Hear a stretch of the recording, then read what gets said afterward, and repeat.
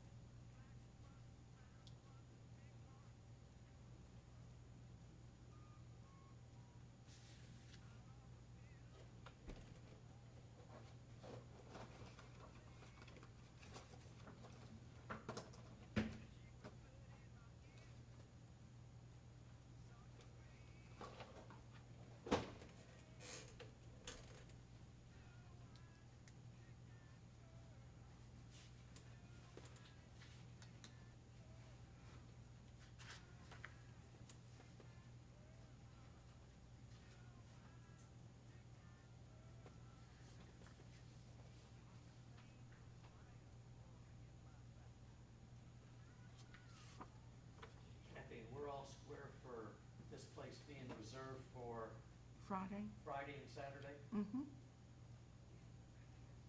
Is Steve gonna come up and let y'all in on Saturday? That's what I'll check with him. If you said no, then it was no sense in having to talk with him. And, can we get them to set up? I will. Okay. I'll leave them a note on Thursday night. I'm gonna be out at the office on Oh, that's right. Friday and Monday, but I'm gonna put a note on the door Thursday night so they'll know. Do you want a big square like the Yes. GSAC meeting? Yes. Or a small square like the Water Authority meeting? Big square, big Okay. square.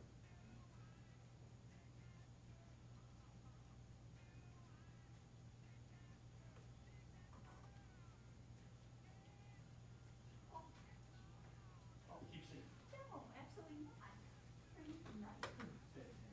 Oh, I'm doing well, thank you, thank you. I have no idea. They put the box under there. I didn't know where they'd put the box. Yeah, this must be it. No, yeah, this is it. Maybe. Cause we usually only have one here. Okay. Steve, Yes, ma'am. do you have any idea what those police cars are doing on night good? What are they doing? They're protecting actors. Actors? Actors. Actors? Grasshopper. The movie. On 1941? Oh, there's a movie? Yes, ma'am. And where are they filming? The skate place? Yes, Uh-huh. ma'am. That's why I always saw those vehicles, okay. The county wound up with a nice bit of money, Yes, thanks we to did. Kathy. $12,500 for that one permit. Wow, nice. Are there anybody sitting in those police cars though? Yes, ma'am. Oh, they are? The movie industry pays them well. Mm-hmm. Okay. They're off-duty sheriff's department people Okay. that the movie people pay. So they must not work on the weekend, because the police vehicles weren't there on the weekend. They don't work, the production company does not work on the weekend. I will give my brother a hard time, Okay. because he's on that film. Oh, is he really? Yes, Oh. ma'am. And now that I remember it, I sent Carolyn a happy anniversary email. Is her account still good? Her email account? Do you remember what account you sent it to? Because Pulte has her email account all messed up. Okay, I'm sure it was probably that one, then. Okay. And why, we do not know, because we have talked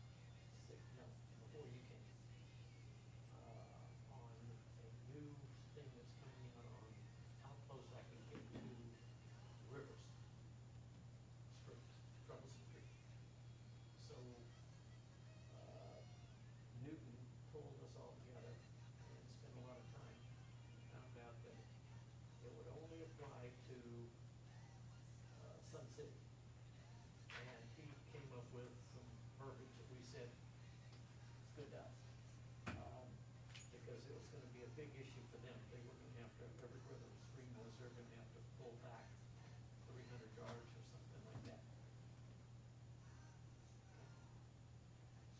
Hey, sir, you need him? All right, I'll be right there. Oh. All right, bye-bye. So that he's gonna get real tense. So they had to move back? They, so we gave them, we think we could give them an exception not to do it. Why don't you because- talk? I'll go let whoever. Okay, you know. I'm sorry. That's okay. Oh, I'll get Ryan, Kathy, I'll get. I need steps.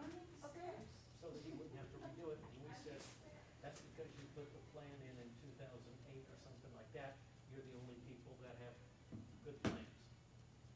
I think the thing I just got back from GDOT to him, to Tim Puff, was saying, okay, we're accepting what you wanna do. Big issue. Now, the reason I'm telling you that is because the county made the action you said here, and they wrote it all up and sent it all in. Okay. So it was had to do with, The stream buffer. yes, Getting more over beyond the ditch. What is called the, beyond the ditch because of, Doug Smith. And there's, he's one, a building down in Orchard Hill. He's not conforming, is it not gonna be our requirement? So I'm calling the. I just don't mind yourself. Right now, anyway.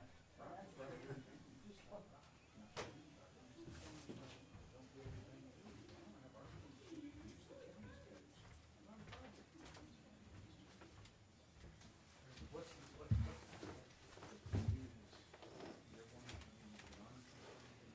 Ryan, did you get an agenda? Yes, ma'am. Thank you.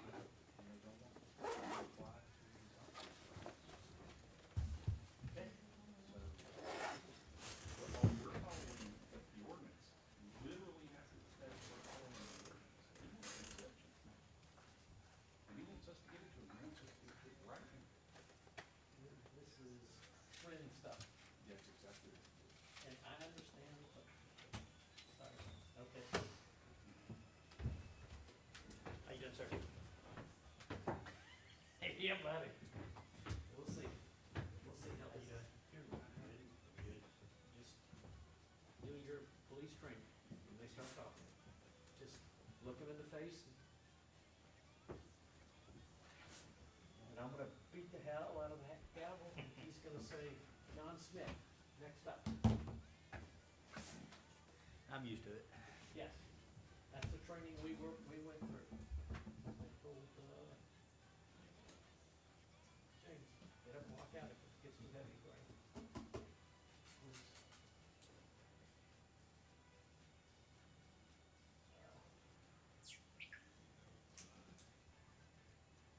Anything new? That you know about? Okay. Do we So we're know gonna if have a that public other hearing. attorney's coming So we'll tonight? open and close, Okay. public hearing.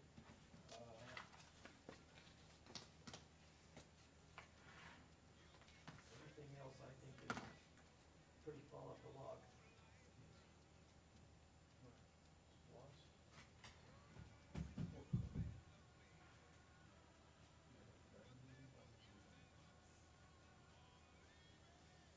Remaining balance for all budgeted items, include the 4.2 million for the aquatic center.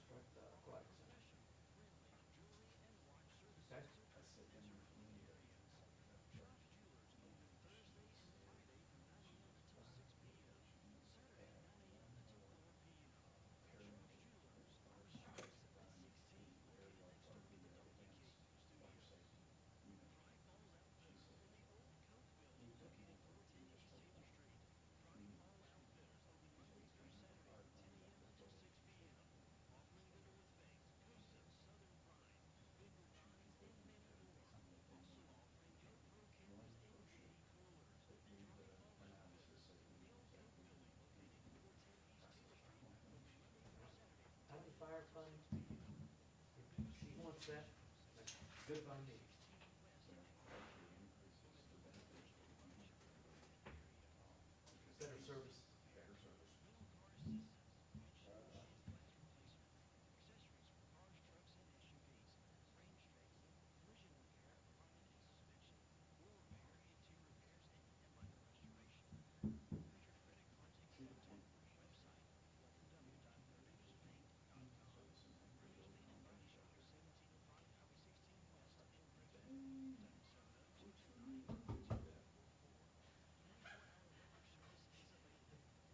She is absolutely amazing at something.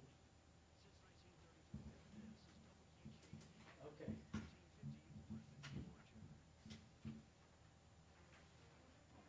Now, what is Jenna gonna say in the SPLOST thing?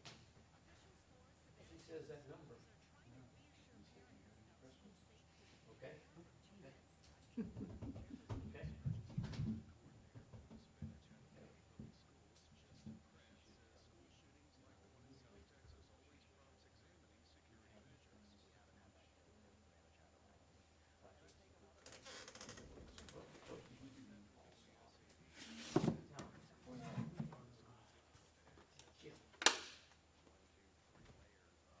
Somewhere in here, there's some sleight of hand stuff being done with me. There's no slight of hand in there. There's no June in there.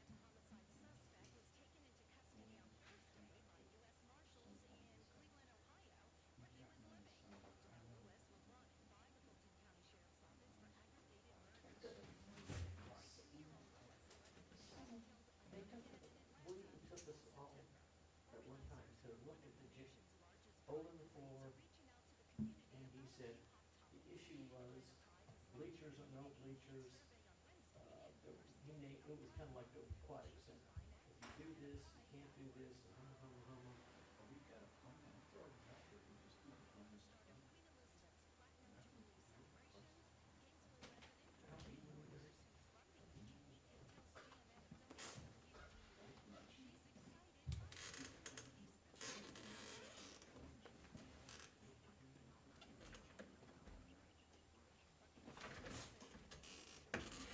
Somewhere in here, this is, got me, I wasn't following well enough. Because I thought, when we finished with, all the money for Roosevelt, it was, Roosevelt and, what is that, equalization. The equalization building is not in the plan. Hey. The gym is. The gym is in the plan, equalization building.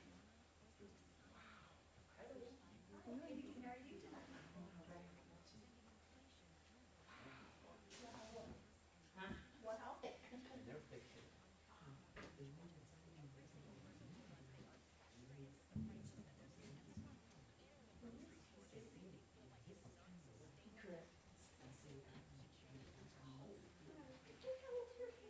I know. Oh, so pretty. Thank you so much. How are you? Doing well. And yourself? Good. How's everything? Good. I saw the picture of her and her dad and daughter with purple dress.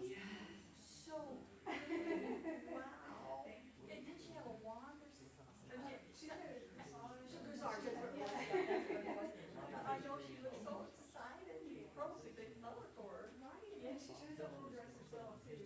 There are two back there. One is if you want to speak at the public hearing on the budget, That and was the other one is if you want to speak as part of the agenda meeting. Okay, and I have the one marked public hearing. Well, I thought was if somebody makes fun of her, then she'll know not to say that. That's what I used to do. Yeah, so if you want to wear that, that's fine. That's right, if somebody says something, that's on you. Exactly. I love your hair. Well, thanks, God. Wow. I'm excited to see you. I was looking back over some old videos from last year. Yeah, they got, it seems like it in dark. Is it dark? Did you have it highlighted? I'm always doing something to it. Oh, okay.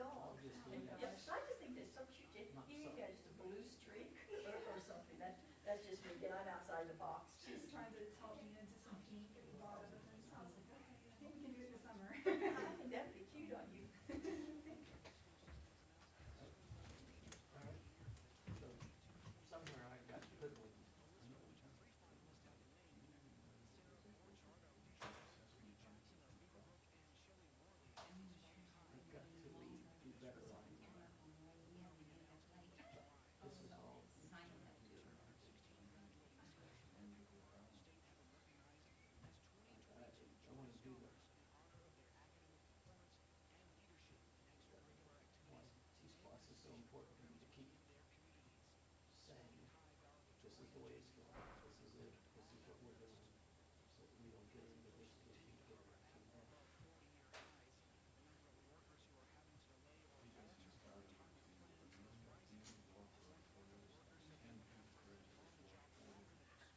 Yeah. Hi, Kelly, how are you tonight? Doing good, good to see you. It's been a while, like, what, 2 weeks? 3? Oh, yeah, I never see you.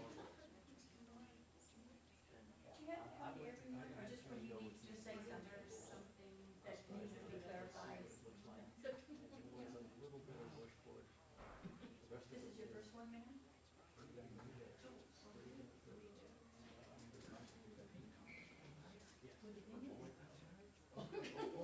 Sure.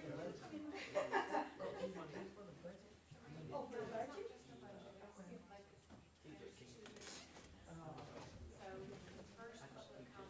Did you see the agenda? She's got a copy of the agenda. Citizen comment is what you. Did you start that for me? Oh, I was reading.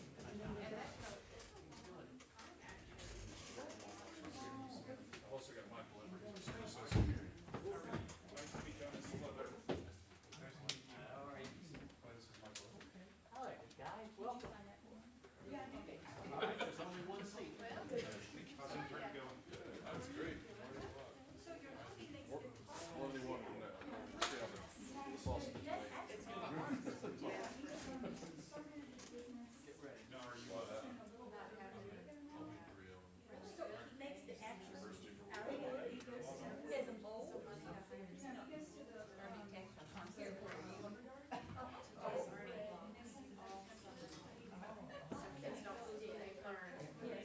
All right, how are you? There you go. I've seen it. These places where they like my words. So obviously he plays it. Oh, hi. It's all that. Callie, Okay, not a problem. I will let, Commissioner Dunn. And I'll let Chloe. You saying the invocation? Yeah, I'm available to. I recommend it. Tonight? 6 o'clock? I thought I had signed up, so Okay. we're gonna work on making sure you get a few folks signed up. Thank you. And my dad called me at work, he never called me at work, so I knew something was up. And he's 94 years old, he was diagnosed with throat cancer. And he said, I can't go there. Okay, I'm perfect. Yep, yep. He said, the gentleman was day before him, he said, can you come out and just take a look? Just give me one day. Carl Broder. Kathy Gibson. Okay. Nice to meet you. Plenty of emails, nice to put a face with the name. Yes. I get opportunities. It was, and I have older brothers, and 1 year they saw him twice. However, whatever I we was do, so make sure we mad start. at him. I said, what is wrong? You know what's happening? Agreed. And everything, Agreed. you know, so. How are you? You need a copy of the agenda? No, ma'am, I've got one.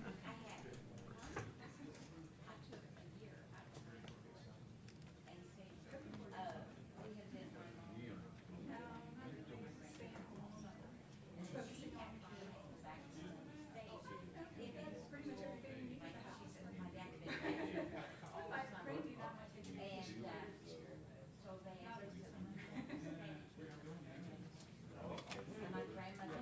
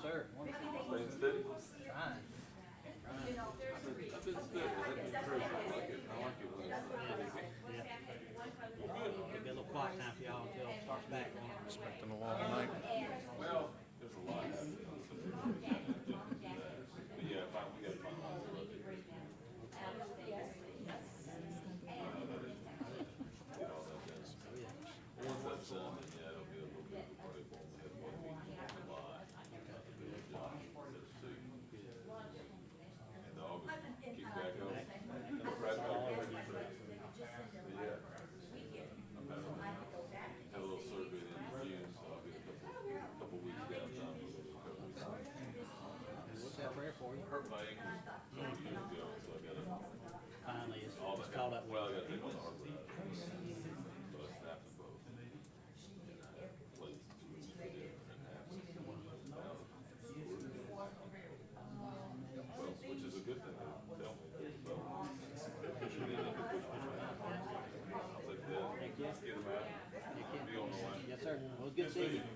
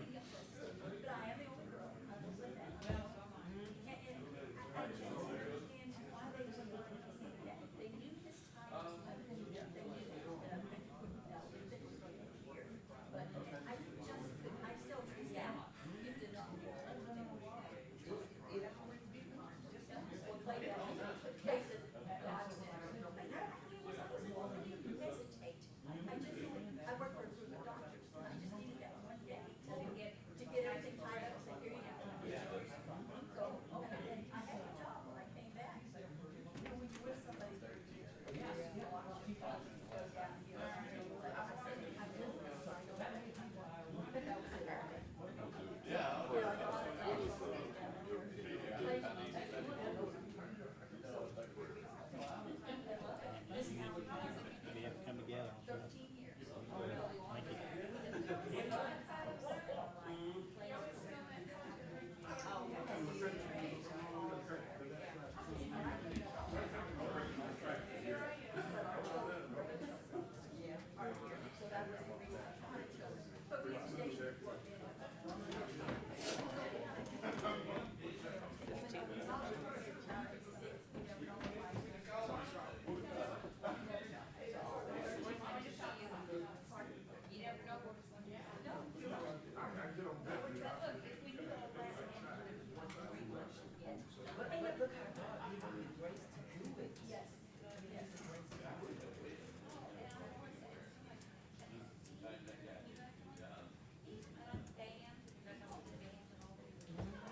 Thank you. I want to talk to Will.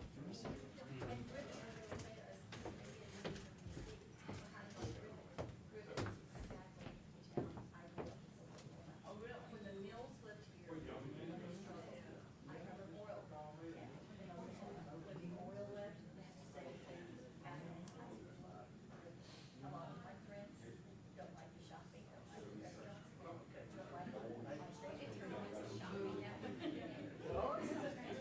I love it. Absolutely. It just takes time to build this, as they say, Romans were built in days. Just embrace it.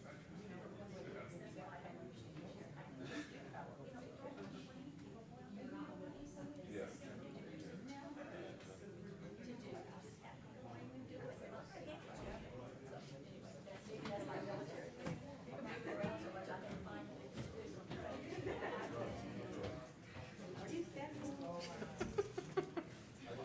I'm sitting in for it. I think she's gonna be zooming in. I'm Carl Roeder. You're Carl Roeder. You work at Echo anymore? Okay, interesting. The Carl Roeder, this is not married to Marie Roeder? You are married. So is Larry your in-law? No, not Marie Roeder. I'm thinking about somebody else. I'm thinking about Jessica. Okay. All right, then. You know, the last time I said, who is he?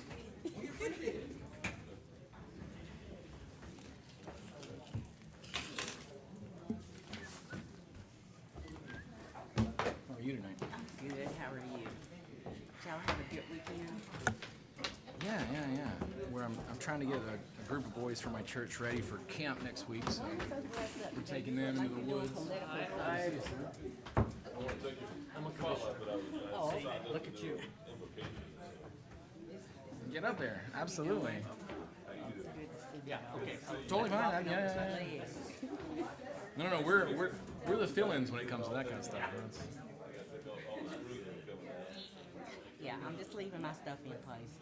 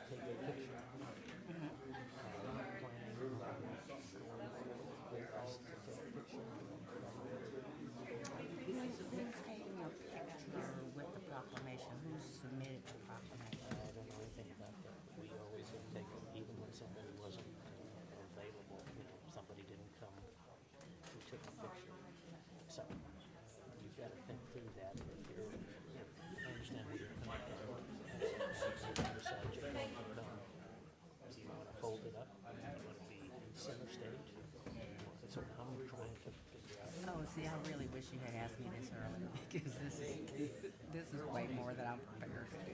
Okay, you think through it. Well, You want that story? You want me to pull the finger?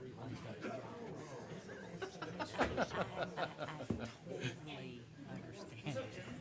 So if you want to do it, Just knocking it out today in court. it could be Got, got a veteran that I was defending. Effectively got to dismiss his case. So I haven't yet. They told me next week. Yeah, that's what I'm Really- saying. That's why it comes. Yeah, it's 2 years since his incident. about They 10 actually take a picture. We got about 10 or started 15 a minutes to decide. Okay. 501c3 to help other veterans. Yeah, this guy's full disabled PTSD. He's only 10% rated. So we're sending him over to Waypoint. Gonna connect the two 501c3s to. Yeah. Same thing. They're just so backed up because no one else is doing it. You know.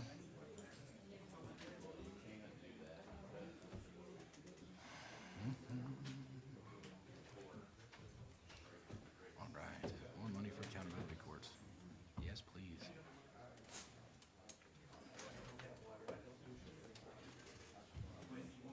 Please.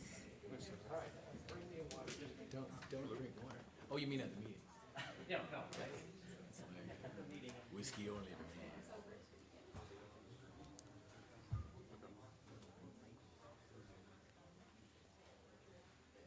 Okay, I'll ask. We'll start with Kathy and then go from there. Stephanie's trying to get in on Zoom. She says the meeting link she has is for May 31st. She doesn't know if somebody needs to let her in.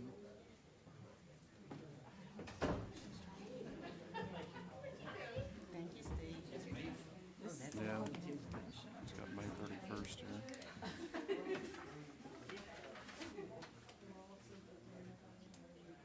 I've got to have one meeting, so.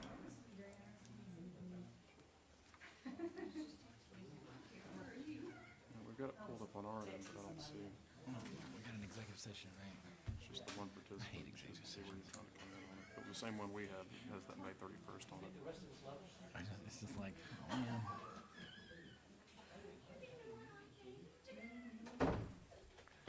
Maybe the meeting ID. Maybe try.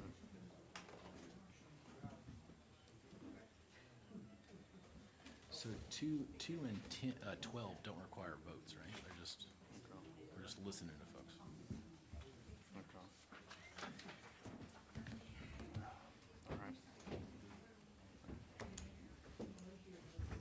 Yeah.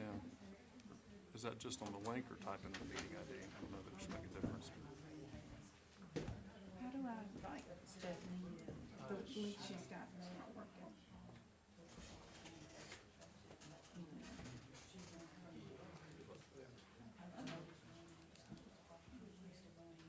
I'm having her type in the meeting ID code and see if that.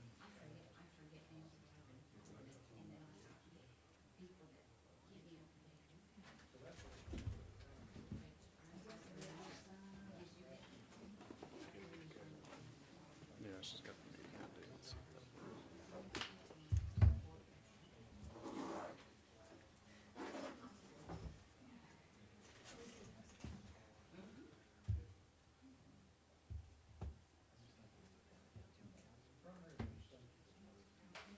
You get the same message saying that it's set for May 31st, 6 p.m.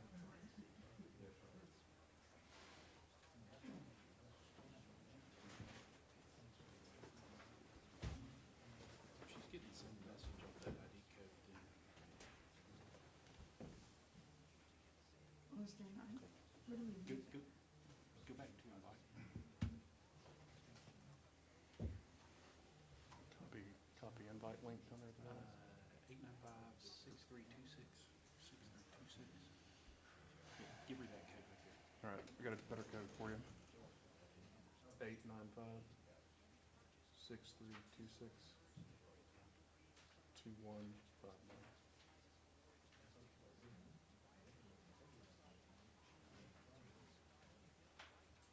Yes, ma'am.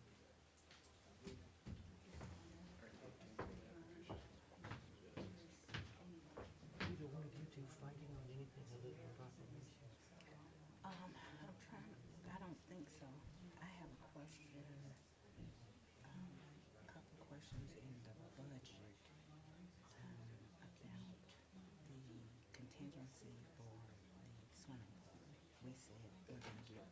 money, you need to say, oh, you have 10% contingency or you have 20%,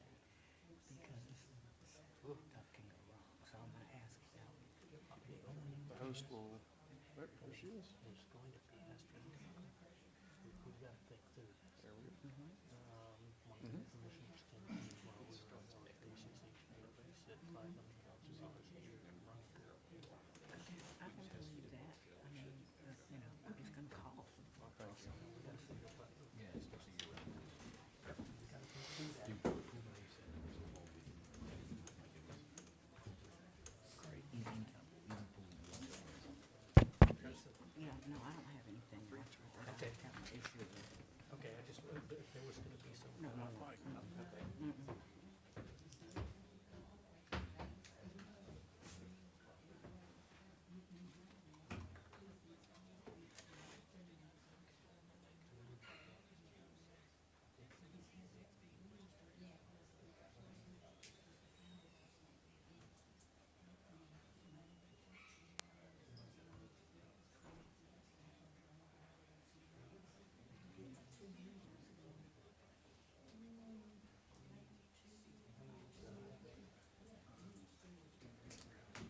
Well, you can't grab it for 3 more minutes, Steve. You're not supposed to get it until 6. Okay. I'll get it at 6.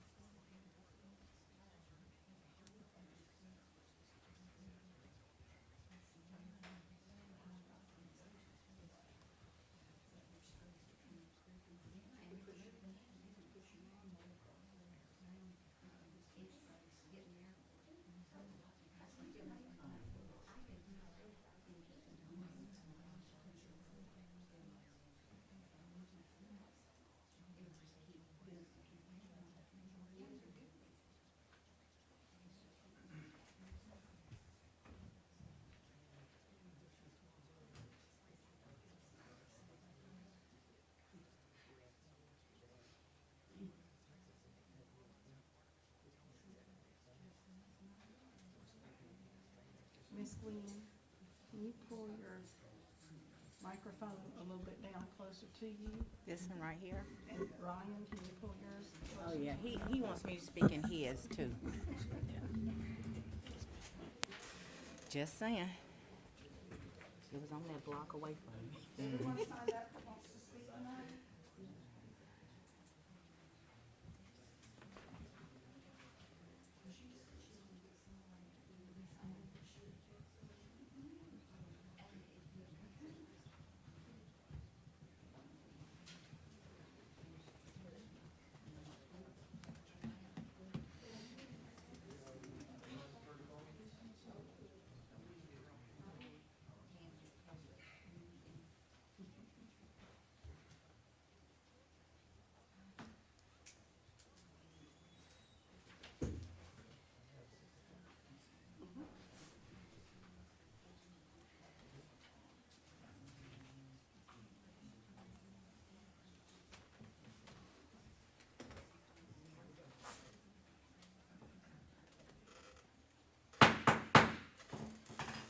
Good evening.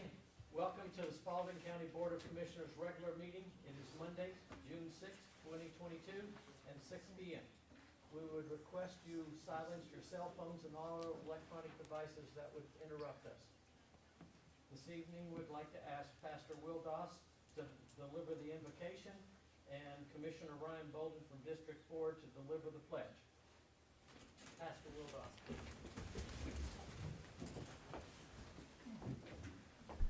Let us pray. Father God, Lord, I just thank you for this night.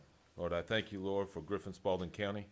I ask, Father, Lord, that you just continue to, Father, to prosper. We're so grateful and thankful for the things that you have done, the revenues that have been coming in from sales. We're grateful for the willingness of the county to work with the city and with the school system. Lord, we ask, Father, Lord, for your continued wisdom and direction in all that we do. Lord, that the business that is conducted tonight, Lord, will see glory and honor to you. And I thank you for that. In Jesus' name we pray. Amen. If you would, please join me in the pledge of allegiance to our flag. Pledge allegiance To the flag of the United States of America and to the republic for which it stands, one nation, under God, indivisible, with liberty and justice for all. Thank you, Pastor. Thank you, Commissioner. There were agendas in the back. If you have not got one, you'll be able to follow along with us through the agenda. The agenda should be up on the screen. What we have on our monitors in front of us is the same thing you will see there, so there's absolutely transparency on what's going on. All right, item number 4, presentation and proclamation. Dr. Ledbetter, would you please read the presentation, the proclamation? I will. Spalding County Proclamation celebrating Juneteenth 2022. Whereas on June 19th, 1865, 2.5 years after President Lincoln issued the Emancipation Proclamation, Union soldiers, led by Major General Gordon Granger, landed at Galveston, Texas, with the news that the Civil War had ended and that enslaved people were now free. And Major General Granger announced to the residents of Texas, the people of Texas are informed that in accordance with a proclamation from the Executive of the United States, all slaves are free. This involves an absolute equality of personal rights and rights of property. The first Juneteenth celebration was held in Texas in 1866. Since then, Juneteenth has been celebrated in communities across the United States, providing an opportunity to mark the emancipation of enslaved people. And on this day, in hundreds of communities across the country, people of all races, nationalities, and religions join hands to acknowledge the extremely painful history and lasting impact of slavery and racial injustice in the United States. Juneteenth is an opportunity to recommit ourselves to the goal of creating a more equal and just society, an effort that continues today. Now therefore, Spalding County does hereby proclaim June 19th, 2022 to be Juneteenth Celebration Day and urge all the citizens of Spalding County to take cognizance of this event and participate in its observance. Thank you. Do I have a motion to approve? Motion to approve. Do I have a second? I'll second. All right, I have a motion and a second. Is there any discussion? Mr. Chairman, I would simply like to say that while some members of our board think that this is a step forward, because last year we were not able to approve a Juneteenth celebration or Juneteenth Freedom Day proclamation. The issue has always been, for me, having the information to be accurate, and I feel like this document, which was not written by black people for black people, does not represent what I understand to be Juneteenth to be a celebration of. Clearly, if you are acknowledging that you are free, it is an Independence Day for African Americans in this country. So, you know, for those who feel like we're making a step forward, in this case, I applaud you, but I have to tell you personally, that is exactly not my sentiment, and I don't believe that it will be the sentiment of the rest of the residents of Spalding County. Thank you. Okay. Any other comments, discussion? All right. All those in favor signify by raising your hand. All those against, please. Thank you. Motion passes. Presentation of financial statement, none tonight. 6, citizen comments. Speakers must sign up prior to the meeting and provide their name, address, and topic they wish to discuss. Speakers must direct their comments to the board and not to individual commissioners or to the audience. Personal disagreement with individual commissioners or county employees are not a matter of public concern, and personal attacks will not be tolerated. The chairman has the right to limit your comments in the interest of disposing of the county's business in an efficient and respectful manner. Speakers will be allocated 3 minutes to speak on their chosen topics as they relate to matters pertaining to the jurisdiction of the Board of Commissioners. No questions will be asked by any of the commissioners during citizen comments. Outbursts from the audience will not be tolerated. Common courtesy and civility are expected at all times during the meeting. No speakers will be permitted to speak more than 3 minutes or more than once unless the board votes to suspend the rule. Dr. Ledbetter, how many people have signed up? So we have 6 people who have signed up this evening. Joanne Brown is the first one on the list. Ms. Brown? If you'll come to the podium, please, and state your name and your address. Ms. Brown is moving to the podium. For those of you that can see, we have our county attorney zooming in from out of the state to observe what's going on. Welcome, Ms. Wyndham. Right here. Yes, ma'am. State your name and address for the record, please. Okay, my name is Joanne Brown, and my address is 222 North 9th Street, Griffin, Georgia. Okay, Ms. Brown, thank you. Okay, well, this is my first time at a meeting, and I'm not that much of a speaker, but if you don't mind, I would like to read something before I go ahead and make my statement because of what I'm hearing that's going on. Okay, this is going to come from the Bible. And it says in, I believe it's going to be Isaiah 28:14 and 22. It says, according to the grace of God, which is given unto me, as a wise master builder, I have laid the foundation, and another buildeth thereon. But let every man take heed how he buildeth thereupon. For other foundations can no man lay than that is laid, which is Jesus Christ. Now, if any man build upon this foundation gold, silver, precious stones, wood, hay, stubble, every man's work shall be made manifest, for the day shall declare it. Because it shall be revealed by fire, and the fire shall try every man's work of what sort it is. If any man's work abide which he has built thereupon, he shall receive a reward. If any man's work shall be burned, he shall suffer loss, but he himself shall be saved, yet so as by fire. Now, I came here to make a statement because I have an idea. And this is an idea because of the state that our country is in. And I would like to not only talk to you all here at the county, but also with the city.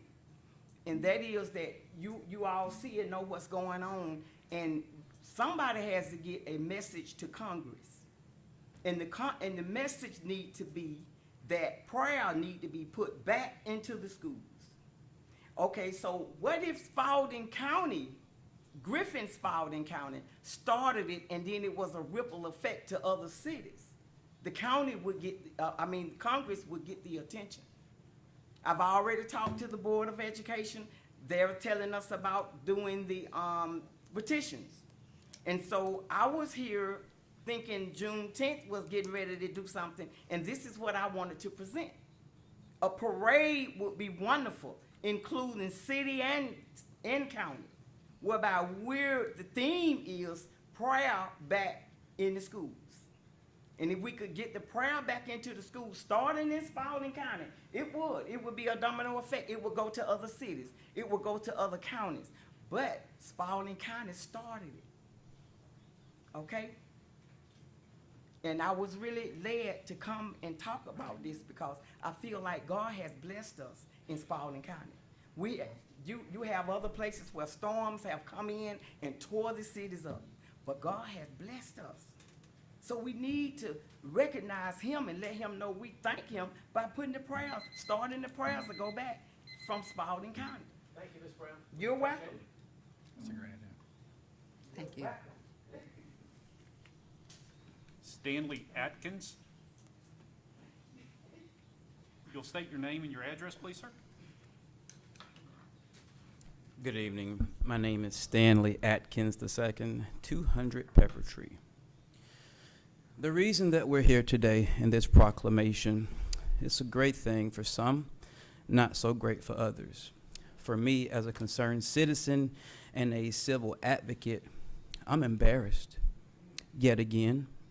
And as you sit there in your positions, there are things that I like to look at that are intent versus impact.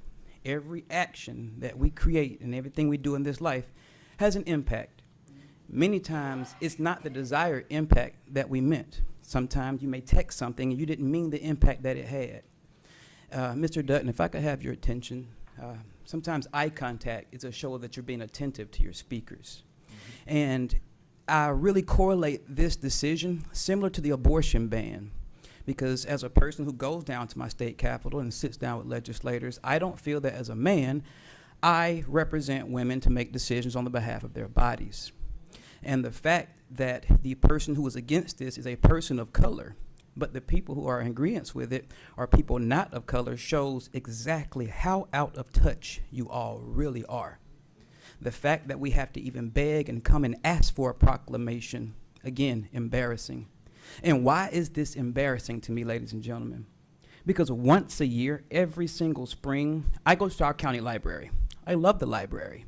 But once a spring, when you walk out the library for an entire month, that Confederate cemetery across the street has a brand new Confederate flag next to each headstone, which means someone has to buy those flags. They have to care for those flags, put them out there, and take them up. So as a person of color, we have to beg for just a day to recognize our history. And I feel that it's been recognized as an accessory and not a necessity to American history. Our history is just as important as every other genre, every person in America. But the fact that Griffin, Georgia is so far behind the times, we have an opioid epidemic, you have violent crimes. Griffin, Georgia, you have a 1 in 10 chance of a violent crime happening to you in Griffin, Georgia, according to FBI statistics. And we have to ask for a proclamation day. I think that for citizens, if you don't agree with the people in the positions that make decisions on your behalf, if you don't feel that they adequately represent you, vote against them. If you're not willing, they don't want to vote against them, run against them. But don't just come with anecdotal evidence, come with solutions, come with plans, and come with an open-mindedness. Because right now, yet again, many times I see people nodding their heads. They're not nodding in agreement. They're just giving some form of body language to show that they're potentially listening. I've come to many of these meetings and I just sat here and I listened. And I don't feel that the decisions made on the behalf of people of color are righteous and just. As you stated with your prayer, grant the wisdom to make these decisions and things of that nature. I tell you what, they say it all the time. Practice what you preach, but lead by example. Thank you. Thank you, Ms. Patrick. Appreciate it. Nicole Jones.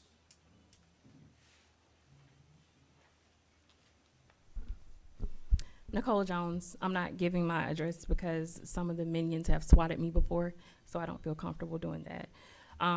Dr. Jones is not here. She left the building because I think that professionalism and decorum are not required today. I came here to speak today because I am completely and totally disgusted with some members of this board. It's 2022, and no matter how the rest of the world continues to progress, this county still chooses to operate with a backwards mentality. As a community, we had to witness the buffoonery of the vote against the Juneteenth proclamation last year. And this year, we have front row seats to another circus act. We did not submit a Juneteenth proclamation to the county this year, and for good reason. After watching a commissioner berate the 2 black commissioners on the board over the words of freedom, independence, and systemic, we had no desire to ever submit another proclamation to the county in the future. You do not get to dictate and decide how we celebrate our freedom. But since you became the laughingstock of the other 158 counties as the only county that didn't submit a Juneteenth proclamation last year, and now that it's a state and federal holiday, and now that it's an election year, you want to co-opt our proclamation and whitewash it. Keep that same energy that you had last year when you voted against it. If systemic is your trigger word, let me tell you what real life experiences are triggering for us. Slavery, lynching, segregation, Jim Crow, redlining, gerrymandering, voter suppression, discrimination, racism, and the list goes on. So the word systemic, you know, like the system you put together where white men dictate to the black community how they can celebrate Juneteenth. Well, systemic, the system where white men change and alter a proclamation that was put together by the black community. That's the systemic that triggers you, right? How dare you have the audacity to pretend like you know what it's like to be a black person in this country? As elected officials, you have used your positions of power to change the narrative of the original proclamation to fit your own alternative facts that in no way, shape, or form reflect reality. That is the very definition of systemic. Using the system to continue to perpetuate injustice. We know that some of you probably wish that it was still illegal for black people to be able to read, so that we can't figure out when you are calmly, coolly, and collectively working to suppress us behind closed doors. Of course, we know there are some of you that would love for us to still be in chains, but you will not change the fact that we gained our independence and freedom. You will not change the fact that systemic racism exists. On behalf of the black community, you can take this altered, edited, watered down, whitewashed proclamation and shove it up your ass. And you can shove that gavel up there too while you're at it.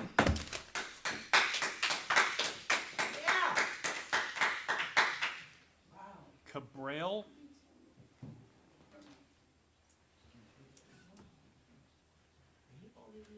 Cabral, if you will please spell your last name for me, and then Cabral, C as in Charlie, A as Alpha, B as Bravo, R as Romeo, E as Echo, L as Lima. Peter Joseph, 2 saints, not quite an angel. All right, thank you. Ladies and gentlemen, in the words of Joe Walsh at the recent Eagles concert at the State Farm Arena, it's good to be here. It's really good to be here. I come to you tonight as the chair of the Spalding County Libertarian Party, and my concerns are for the budget. One of the key principles of the Libertarian Party is taxation is theft. I implore you, when you're looking at, and I know you've already made it, but I want you to hear me, eliminate all non-essential services that are not basic and common to all of our citizens, especially those services that are commercially available and prudent for the average citizen to acquire by their own means. That pretty much leaves you with public safety, roads, and schools. And of those services, fully fund them, fully equip them, okay? Hire the best people, retain the best people. It's too easy today for people just to change careers and get much better paying jobs. And all the money that we have spent in training them and recruiting them is wasted. So let's invest in our people, okay? Last but not least, we had a discussion about roads, bike path. That is connectivity for this county. That is a huge, and I've stated before, a huge priority for me, that we can develop the county from one community to the other, from shopping centers, grocery stores, without having to get in automobiles, to be able to use bicycles, tricycles, jogging. Let's invest in those things, okay? Again, it's good to be here. Commissioner Taylor, always nice to see you. Thank you, Mr. Cabral. Thank you. Thank you. Kathy Etheridge. May I approach? I have some handouts for you. Yes, please. You'll just take one and pass it down, I appreciate it.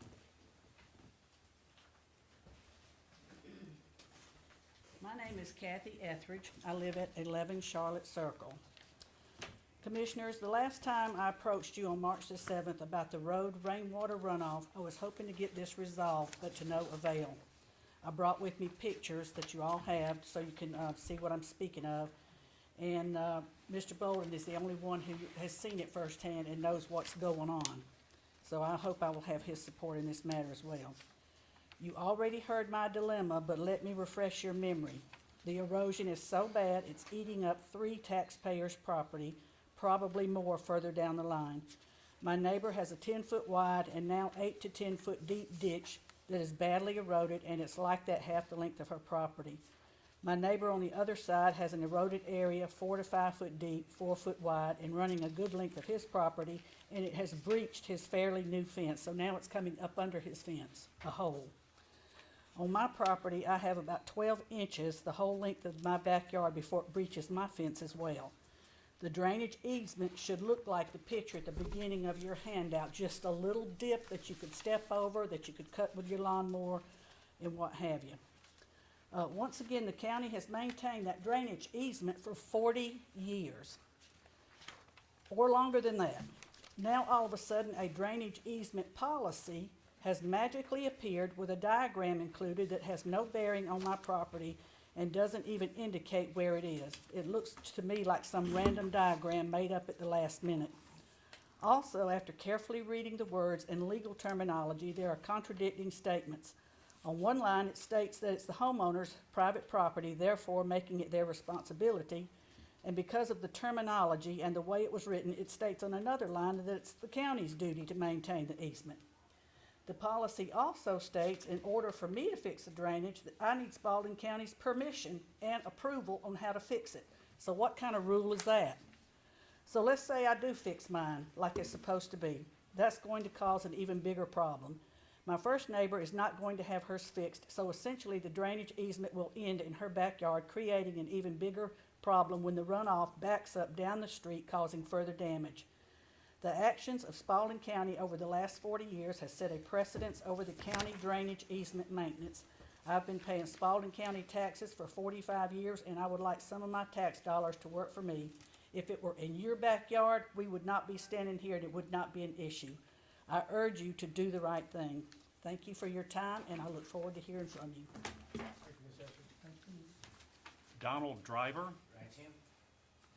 Please step forward and state your name and your address, please. All right, my name is Donald Driver. I live at 534 Moore Street, Griffin, Georgia.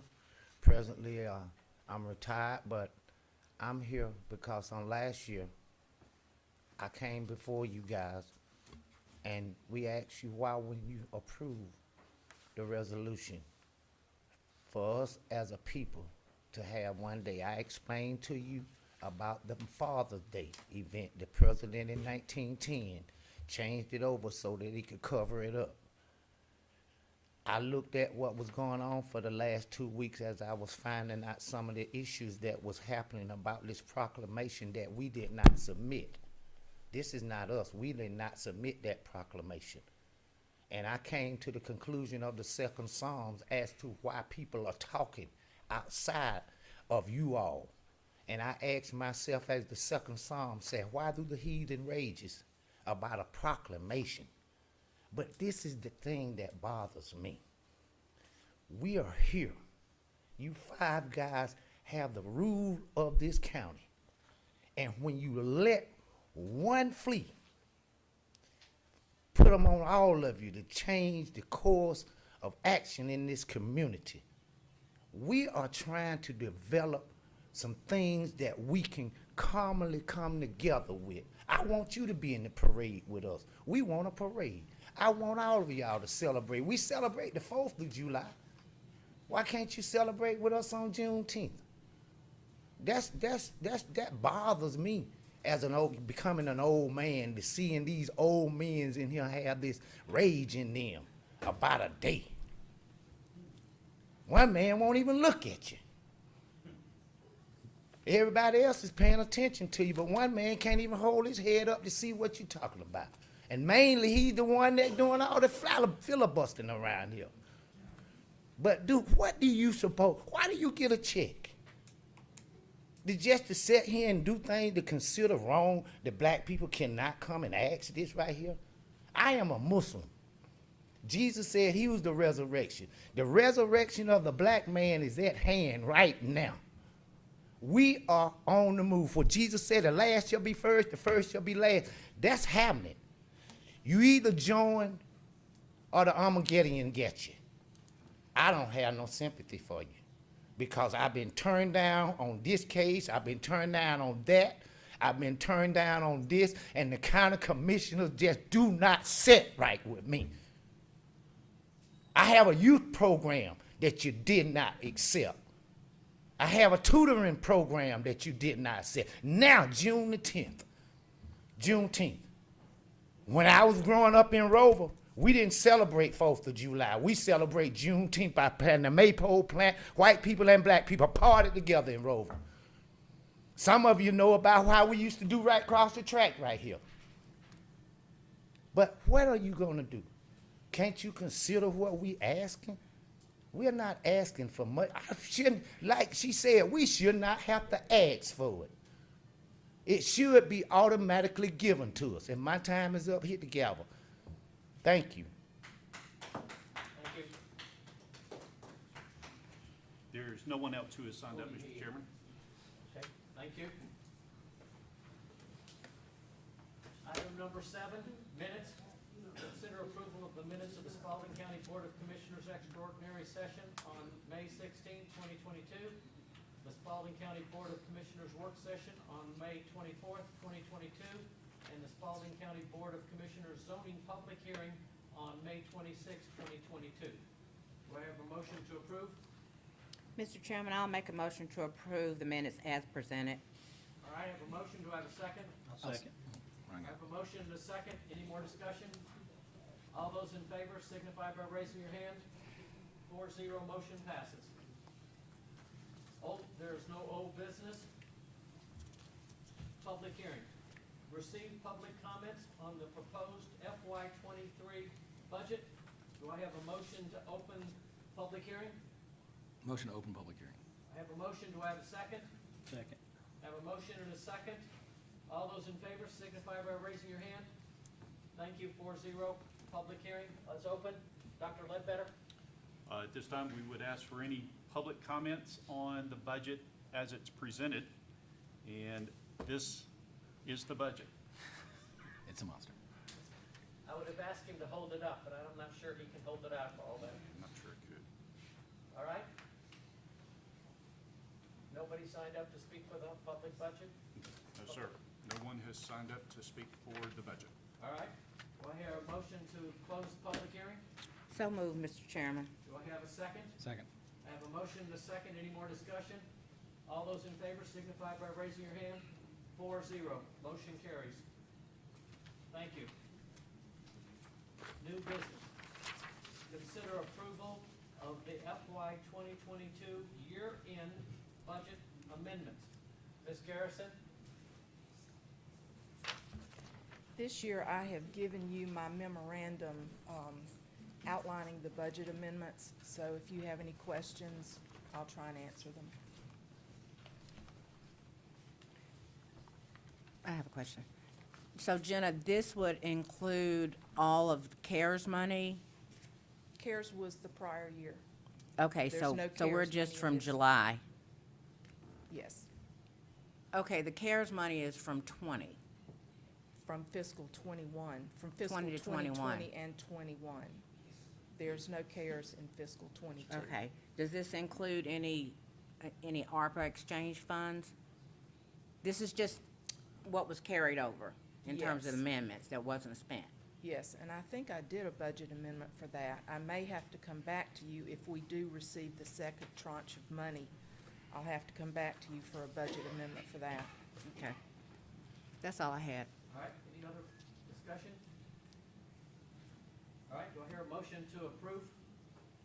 Motion to approve the FY 2022 year-end budget amendments. Thank you. Do I have a second? Second. I have a motion and a second. Any more discussion? All those in favor signify by raising your hand. 4-0. Amendment's passed. Thank you. Ms. Garrison. Thanks, Jenna. Ms. Garrison, Used to while stay you're up up there. here, would you present an update on the 2016 SPLOST revenues and expenditures? Yes. This is not for vote, this is just for an update. Thank you, Ms. Garrison. The 2016 SPLOST ended in March of this year.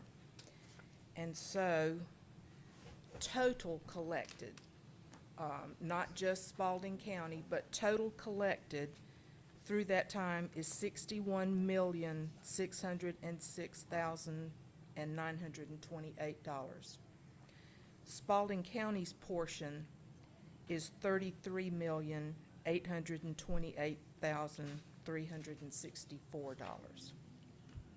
So that is total sales taxes collected. That's a lot of pennies. And that's for, actually, we did get about $14,000 in April. I don't know why. It will trickle in for, you know, people who file quarterly and things of that nature. So there'll be a Just little slow bit more accounting. money. But that is for 73 months of collections. So that's your revenue. I have a question. So if the county's portion of 6 and 1 mil is 33, is that a 60-40 split? No, or ma'am. 70-30 split? Our portion is 54.91%. That was decided on in your resolution between you and the city when you did the 2016 SPLOST resolution. And so what percentage was Orchard Hill and Sunnyside? They, I I don't mean, because have the those. city didn't go directly The to, city got 45% and we got 54%.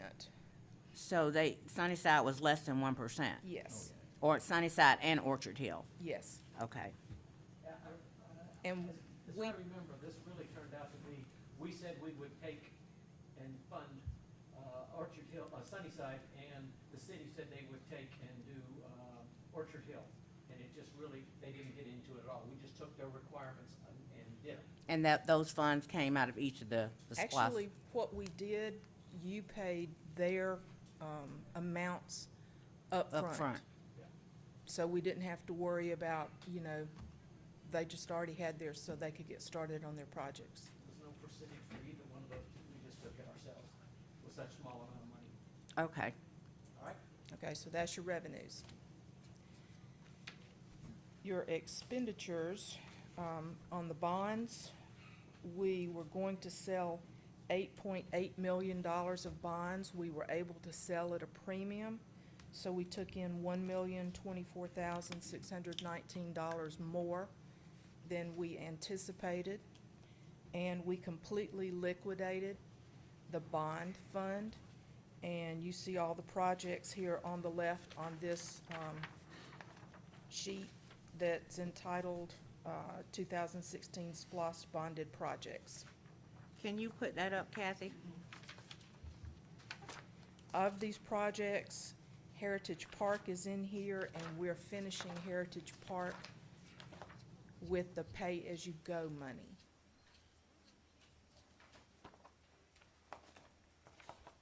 This is the bonded project, so you can see, we originally had a budget of $8.8 million, but we were able to sell for, the $9.8 million with that $1 million premium. Do you have any questions on the bonded projects? Go back one more screen right there, Kathy.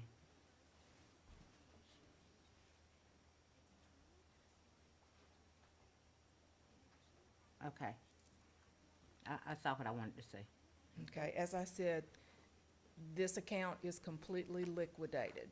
So now, if you go to the pay-as-you-go projects, we have a budget of $17,373,000. $9.1 million of that is your transportation projects. And these are the projects you determined to begin with that you wanted to spend your transportation money on. Below that line are the other projects that you decided to include in your pay-as-you-go projects. And so you see that Flint River Regional Library, the Aquatic Center, the improvements to Ambuck, City Park, Dundee Lake, and Wyoming Attias, and then Heritage Park, those are still ongoing. And then up in your transportation, your transit master plan is almost through, but not quite. Improvements to Ambucks. I went over to Ambucks Park today and walked those fields. A parent called me today and said the fields are just in shambles, and I went and walked them.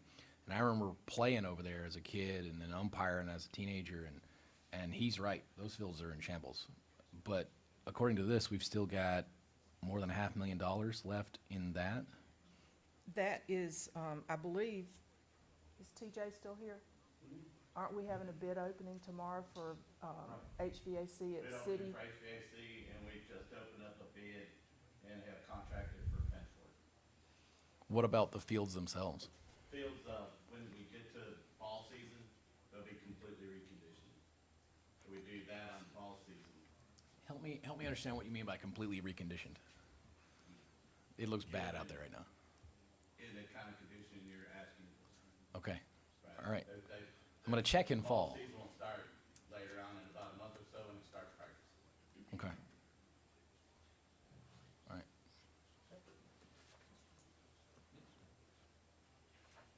Okay.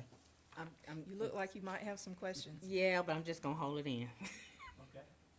All right, any other questions for Ms. Garrison? All right, thank you, Ms. Garrison, we appreciate that. Item number 3, consider request for amplification for the Shield of Faith Christian Center located at 916 Harlow Avenue to host a block party on July 3, 2022 from 1 p.m. to 5 p.m. Is that our road or is that the city's road? That's a great question. Google says it's the city. Yeah, I was So, earlier. I ye- think we don't do anything with this. We table it Yeah, and send it to the city. I think we're off the road where the houses are in the county, but I don't think, I don't think the city. the fire department is in the city, so, yeah. The actual church itself is in the county. It's the old skating rink there. Yep. Right, so I would say when are they asking to do this, in July? July Yeah, 3. it's July 3rd. We have another We have meeting. another We meeting. can come back to you with this. So- Can we approve it? At least give the thumbs up from us, whether that approval means something or not. We can find out later. Because, I mean, if we can't give approval, our approval will mean nothing tonight. But I'd hate for it to pause. And I would hate for Them us to to think get the that- approval and them think that they're okay. So can we table it until the 20th? Would you mind terribly tabling this? Yeah, I'm just, I don't wanna start getting in somebody else's backyard No. Great question. that, Yep, I absolutely. that's like you asking to have a party in my backyard. No, you can't. If this was cleared up, I would approve it 100%. Oh, yeah. Because Chris Clark is great. I love. Oh, yeah, I brother in I Christ love right the there. church, I know the area, but I'm sitting here thinking that when I'm walking down that street, this side is in the county and this part is in the city. All right, do I have a motion to table? So move, Mr. Chairman. All right, I have a motion, do I have a second? I'll second. All right, I have a motion and a second. All those in favor signify by raising your hand. 4-0, motion to table. Thank you. I got it. Thank you. County manager will bring that back to us in time for them. Item number 4, consider approval of an intergovernmental agreement with the Georgia Department of Corrections for the care and custody of state offenders at the Spalding County Correctional Institute. Dr. Ledbetter? I'd like to introduce Mr. Washington this evening to present this on behalf of the CI. Warden, thank you. Good evening, sir. How are you? I'm Anthony Washington. I'm the Deputy Warden of Security at Spalding County Correctional Institution. This agreement is renewed annually. the state of Georgia and Spalding County. It's basically a standard agreement. The state pays Spalding County at the rate of $22 a day per inmate to house the offenders at Spalding County Correctional Institution. That equates to our current population is 350 inmates. That equates to, put my glasses on here. At our current rate, that's $7,700 a day, which actually equates to $2,810,000 a year for our current populations. If we're at full capacities, that would be $8,448 a day, which would equate to over $3,830,000 a year. Again, this is a standard contract. Covers housing, food, clothing. Pretty much the basic contract that's signed every year by the county. This is an annual requirement, correct? Yes, sir, it This is is. just getting ready for the next FY, Exactly. okay? Yeah, you know I got a question. When is the last time that the rate at which the state reimburses us has risen? 2 years ago, it was at $20 a day. It's been at that rate for years. The $22 a day is an actual increase over the last couple of years. So, but how much does it actually cost us? Because I know it costs us more than $22 a day to take care of an inmate.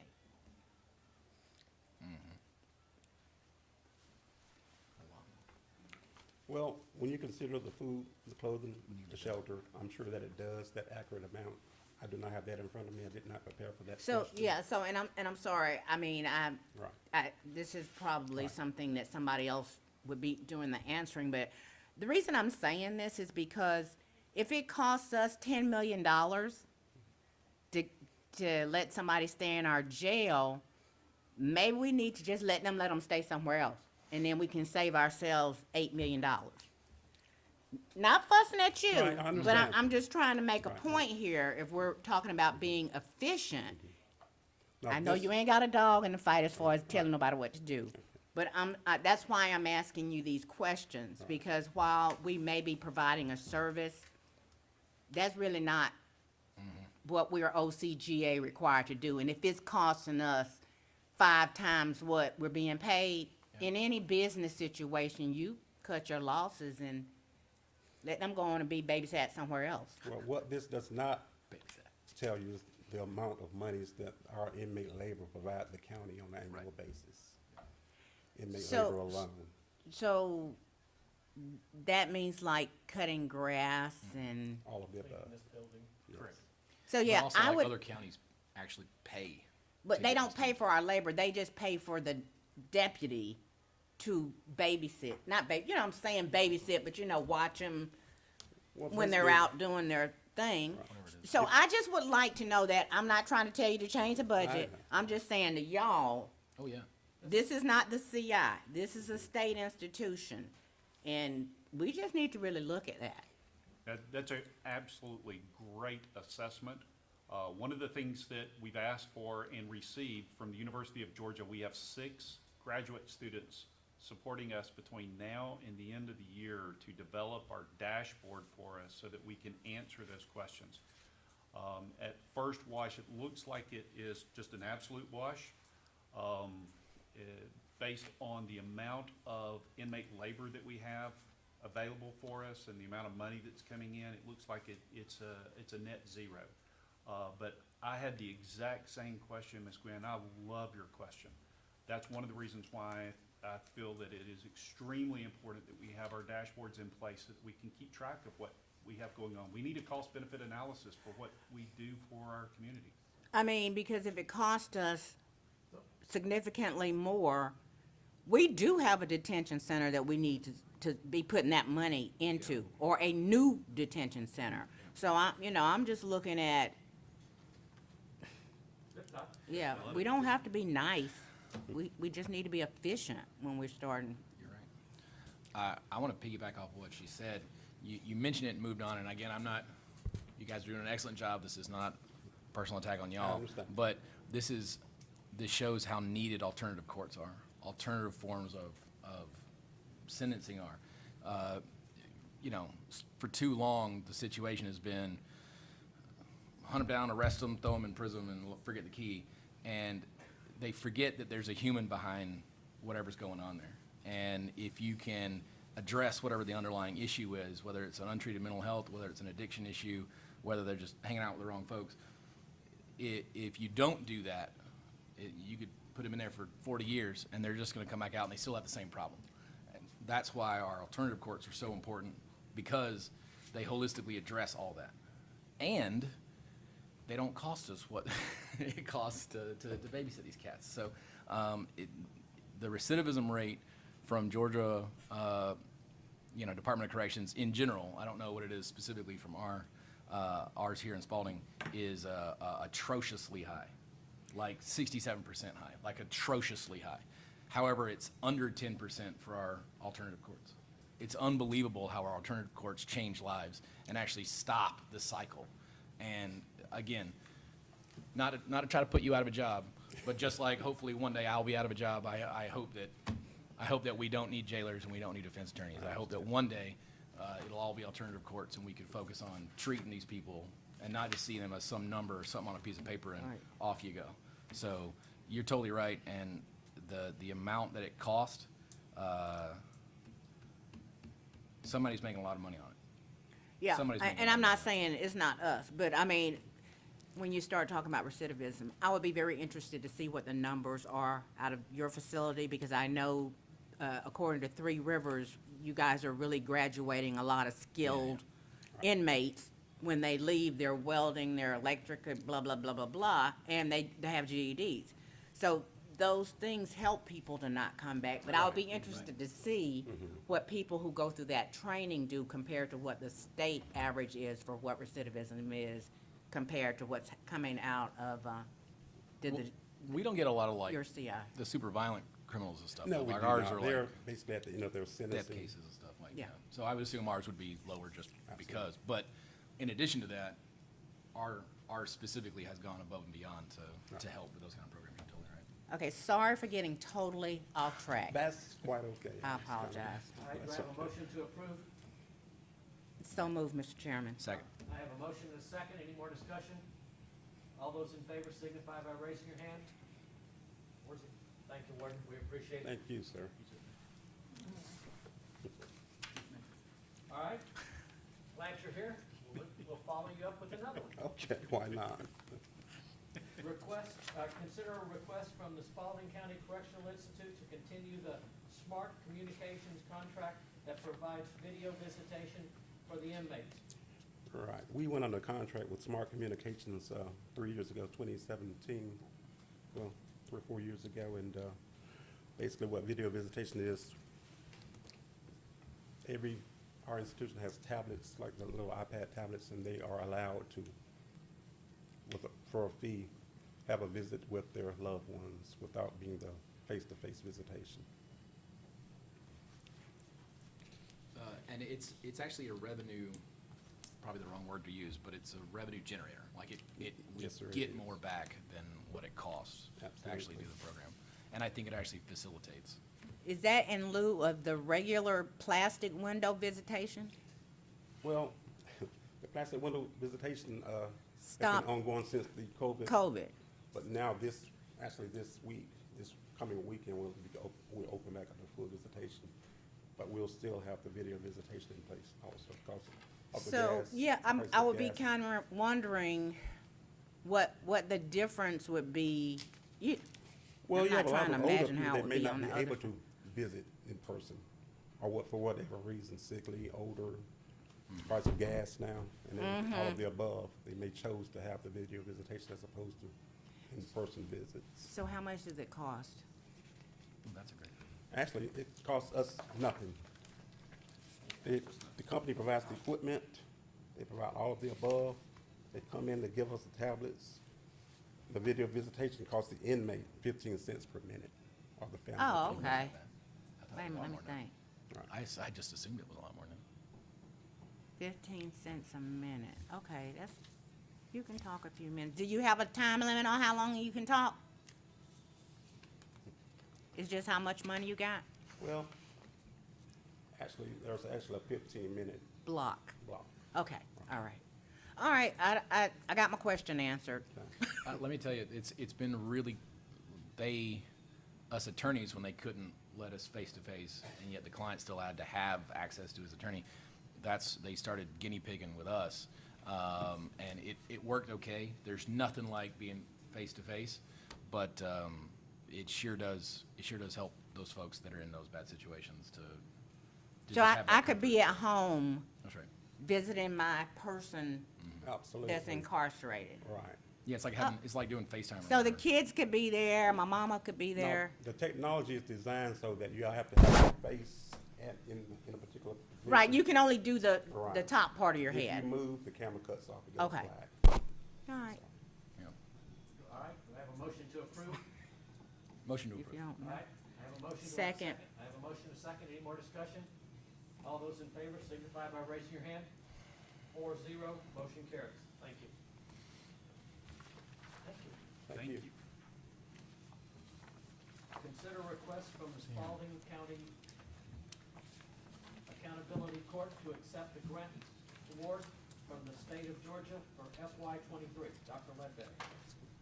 So as your packet indicates, this grant is for a program coordinator, a law enforcement officer, treatment provider, lab technician, drug testing supplies, and in-state training and travel for those who are participating as a part of the accountability court. The total award for the contract is $174,000, of which $153,961 is a part of the grant, and the county's match is $20,995. This is our annual contract with the Accountability Court through the CJCC, so staff's recommendation is for approval. Is this for the Veterans and Mental Health Court or the Drug Court? It is for the Veterans and Mental Health Court. All right, do I have a motion to approve?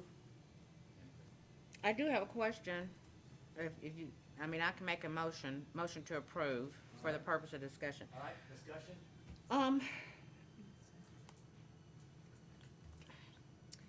So is our 20,000, is that in kind? I mean, do we provide a building? Do we provide a something?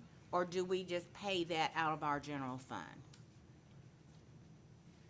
I think Ms. Jenna left, but the $20,000 is in the budget out of general fund for payment for this match.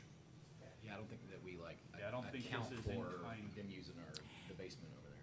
So I guess in my mind, I'm thinking that I was under the impression that all of that funding for their court came out of their grant. I was not thinking that we had a required match for that the Board of Commissioners were matching. Is it, Remember, we did not, because Judge Thacker had a portion of that coming out of his salary. Remember when he came and had that discussion with us? so the 20,000 was coming out of his salary, Correct. and he stopped paying that out of his salary when? He asked to have that stop in February when he came and made his request to the board in February.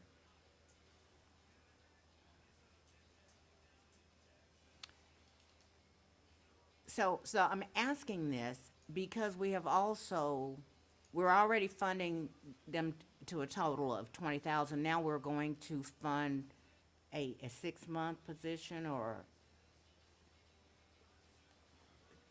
Yeah, something like that, yeah. But that 6-month position is in front of them moving from 20 to 25 people as a part of that Veterans Court, and when we go over that threshold, then the state will pick up that funding. but we still are on the hook for the 20. Correct. Our portion of the grant, if they're able to get to 25 in the next month, then the state picks it up as soon as they hit 25, so.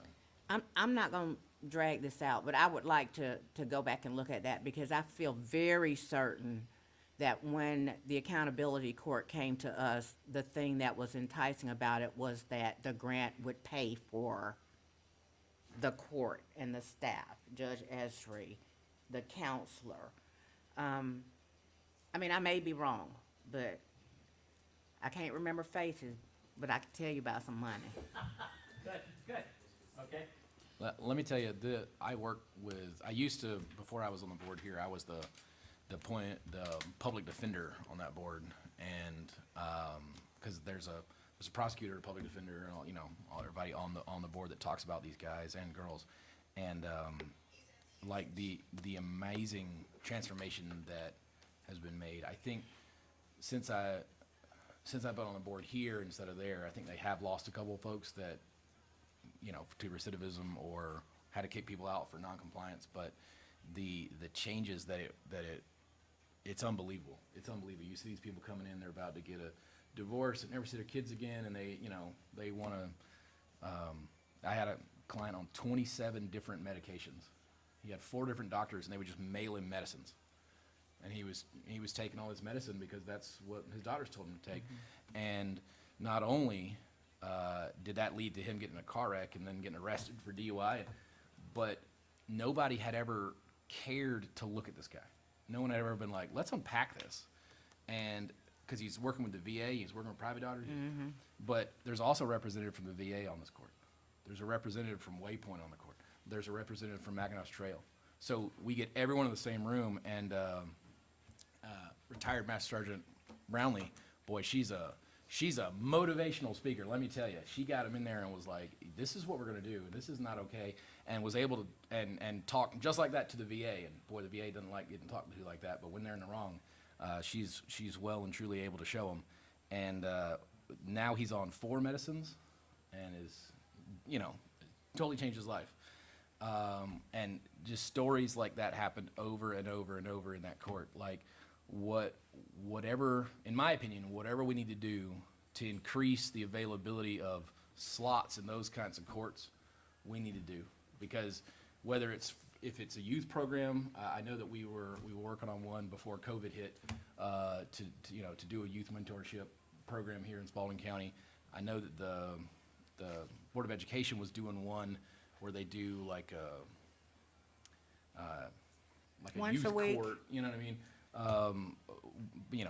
COVID put the kibosh on a lot of those, but whatever we need to do to help these folks change the trajectory their lives are on, if it's $20,000, boy, like it's worth $20,000 a person to change these people's lives, and yet every year we're graduating dozens, and so if we could double this and double our output, I'd be all for it. So.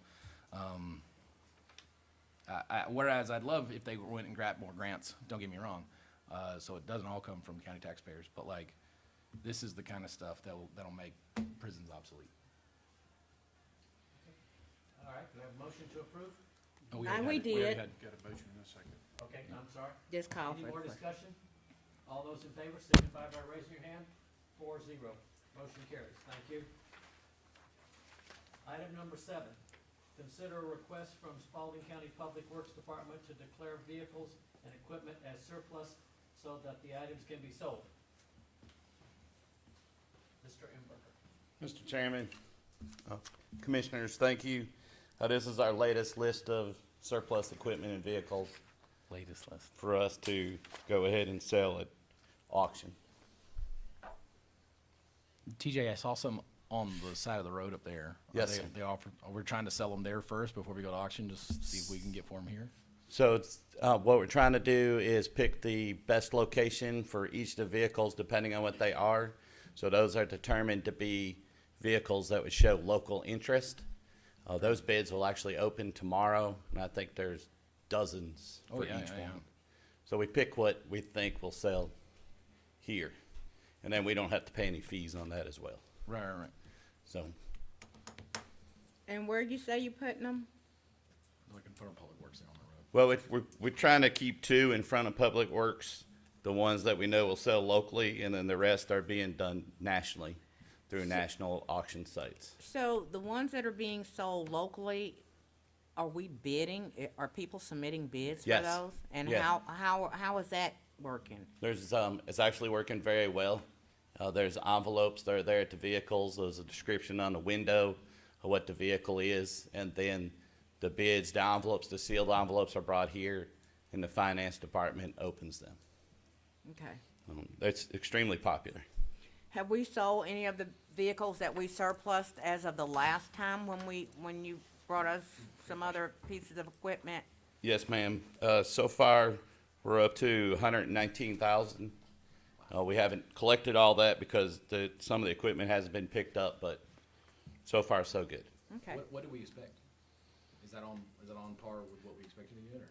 Yeah, some things are on par. Some things do better than what we think. We've got some larger pieces of equipment coming up, so we just try to. Sometimes I just take a couple weeks so we can find the best place to auction them. So we're using several sources. Okay. Motion to approve. All right, I have a motion, do I have a second? Second. Motion and a second. Any more discussion? All those in favor signify by raising your hand. 4-0, motion passes. Thank you. Consider recommendation from the Parks and Leisure Services Advisory Commission to update the fee schedule for FY 2023. Yes, good evening. Good evening, Commissioners. Each year, we take a look at the fees that are charged for the services that we manage in leisure services. And you have in your packet the current fees and then the proposed fees. NC on the column for 2022-23 means no change. So if you see NC, that there's no recommended change. And we try to look at the fees through the lens of sustainability and through the cost-benefit analysis. So Dundee Lake is, the first change is Dundee Lake is receiving a new pavilion facility that will be a very popular space for weddings. So we're looking at Fridays, $300, Saturday, Sunday, $400. And we think that that would be a favored site for hosting weddings. I'm just going to go through the highlighted areas and just kind of briefly review them. Okay. The 5K trail, we're proposing to go from $125 a day to $225 per day and include a pavilion with that use. With parking and with having adequate space for their events, they typically want to have a pavilion use also. Walking trails, disc golf course, also going up to $225 a day and includes a pavilion. Dropping down on page 1, City Park Community Room, after doing a cost-benefit analysis on that, we were not regaining our cost. So we're proposing for it to go from 70 to 85, and that way we'll break even. And that is during business hours. After business hours, we're proposing to go from, at City Park Large Community Room, to go from 200 to 250, and that brings us from below cost recovery to just above cost recovery. We realize that community room has some needs that may be addressed in a future project. So that's why that one rents for a little bit less. Fairmont Large Community Room, proposing it go up $50 from $250 to $300, and that brings the revenue from 118% to 132%. It's has a catering kitchen. When we rent after hours, we have to call staff back into the facility, and to make it worth, the burden that it places on our small staff, we felt like we needed to have a greater revenue there. Senior center rental, banquet hall hours from 7 hours, we're proposing to go from $400 to $700, and the same reasons. There needs to be some revenues to make it worth the while to have staff come back and be there in the facility. Banquet hall, 14 hours, proposing to go from 800 to 1,000. Again, the same reasons. Conference room, proposing to go from $100 to $150. Again, you can see the percentage cost benefit increase that we'd like to see. And the conference room for 8-hour rental, $200 to $225. Again, at least bring it up to 123% cost recovery. Flipping to page 3 of 3, youth football. It's getting more expensive for us to operate the sport for safety reasons and keeping our kids safe out there. Flag football, we've gone from $40 to $60 to play flag football, and then tackle, we have no increase there. We're making other changes to make it break even there, so those are a wash. What's the cost of baseball and stuff? Is that on the page above this? Well, those are managed by associations, and they manage Okay, we their own directly run the budgets. football. Yes, Okay. sir. Adult softball, women's softball, we've got an incredible women's softball season this year. It's been extremely popular for families. So we didn't have a season last year or last couple years. So they're $450 a team. Adult kickball, we actually are proposing a little reduction. We're doing some changes to make that more affordable and to grow the program, dropping it from $340 to $300, and we've reduced costs to operate the program to make that happen. Senior center membership, there's been many years since we've had an increase, and we're proposing to go from $35 a year to $50 a year. And then community center open play basketball. It may not be highlighted on your copy, I missed that. But we're proposing, rather than $1 each time you come in, which we want to operate more efficiently at the front door where there can be back of people coming in. Offer a $10 a month or $50 a year for open play basketball. Ceramics, our ceramics director retired, and with that opportunity, we looked back at our cost to operate the program and revenues from the program and realized that it's not cost effective for us to refill that position, and we're now offering it as a contractor-led program, and it's going very well. The 70-30, It's a 70-30 split. That has been the contractor-county split for, say, for example, line dancing classes, clay classes, Zumba, those kinds of things. The county gets 30% for use of the facility in the room, and the contractor gets 70%. And they self-promote their programs. We also assist but them. then they also get to pick the cost. They pick the cost, yes, sir.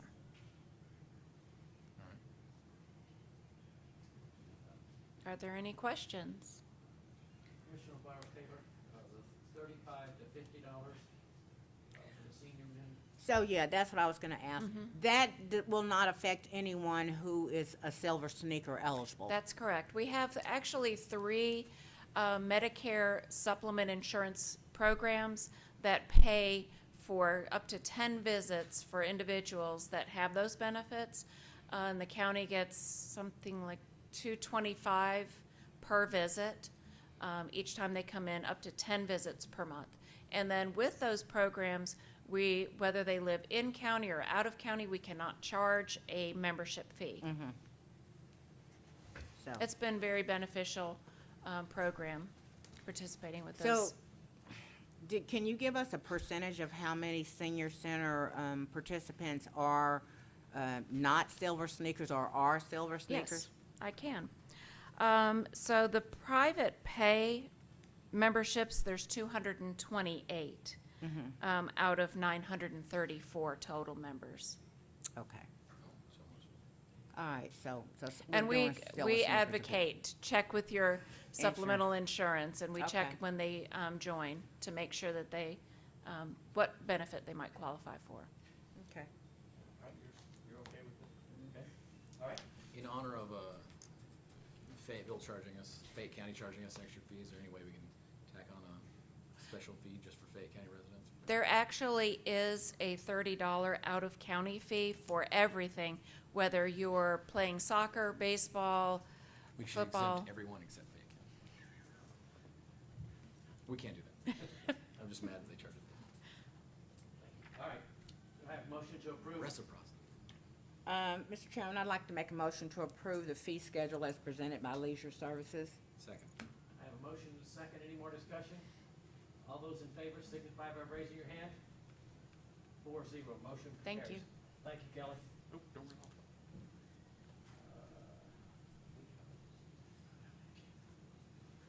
Ms. She's Kelly, she's are you- coming back with a, Which I one? think it's TJ. Consider recommendation from the Parks and Leisure Service Advisory Commission to approve the brick paver project for Pickleball Association. Yes, sir, Mr. Chairman and Commissioners. The Spalding County Pickleball Association presented a request to the Leisure Services Commission at their last meeting, asking for them to have permission to sell fundraising bricks.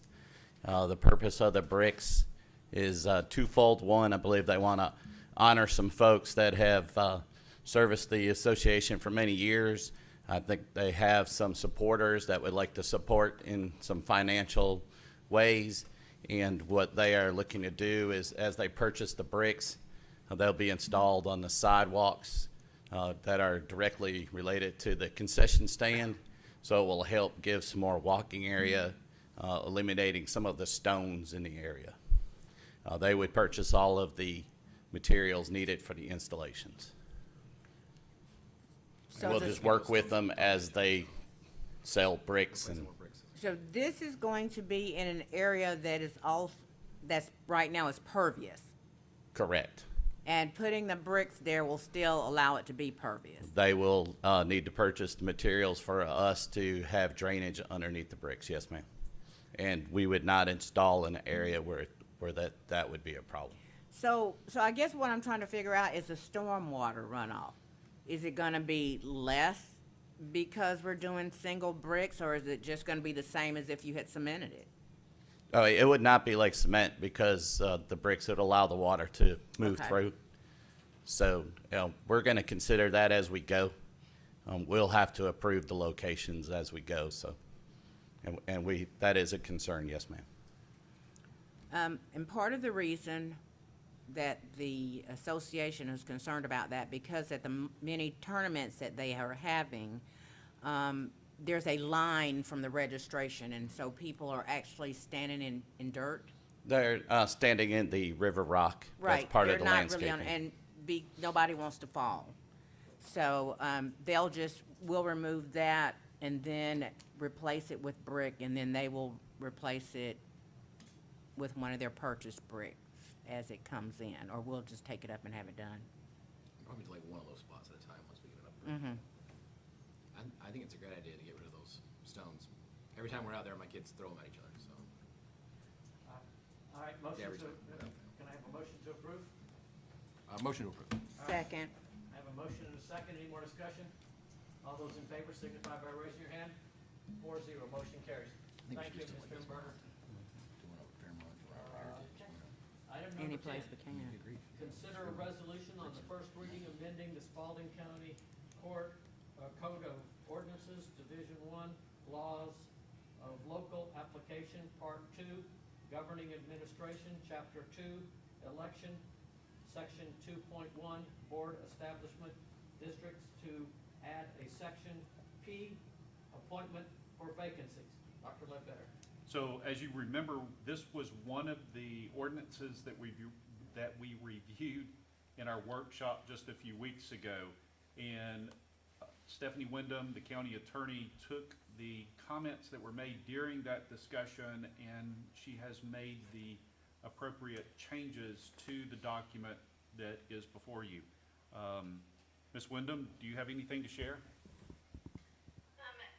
So what we've actually done is, the last subsection, and that's, number 5 on the last page, I added a section regarding if there was no party affiliation, of the seat that was vacated.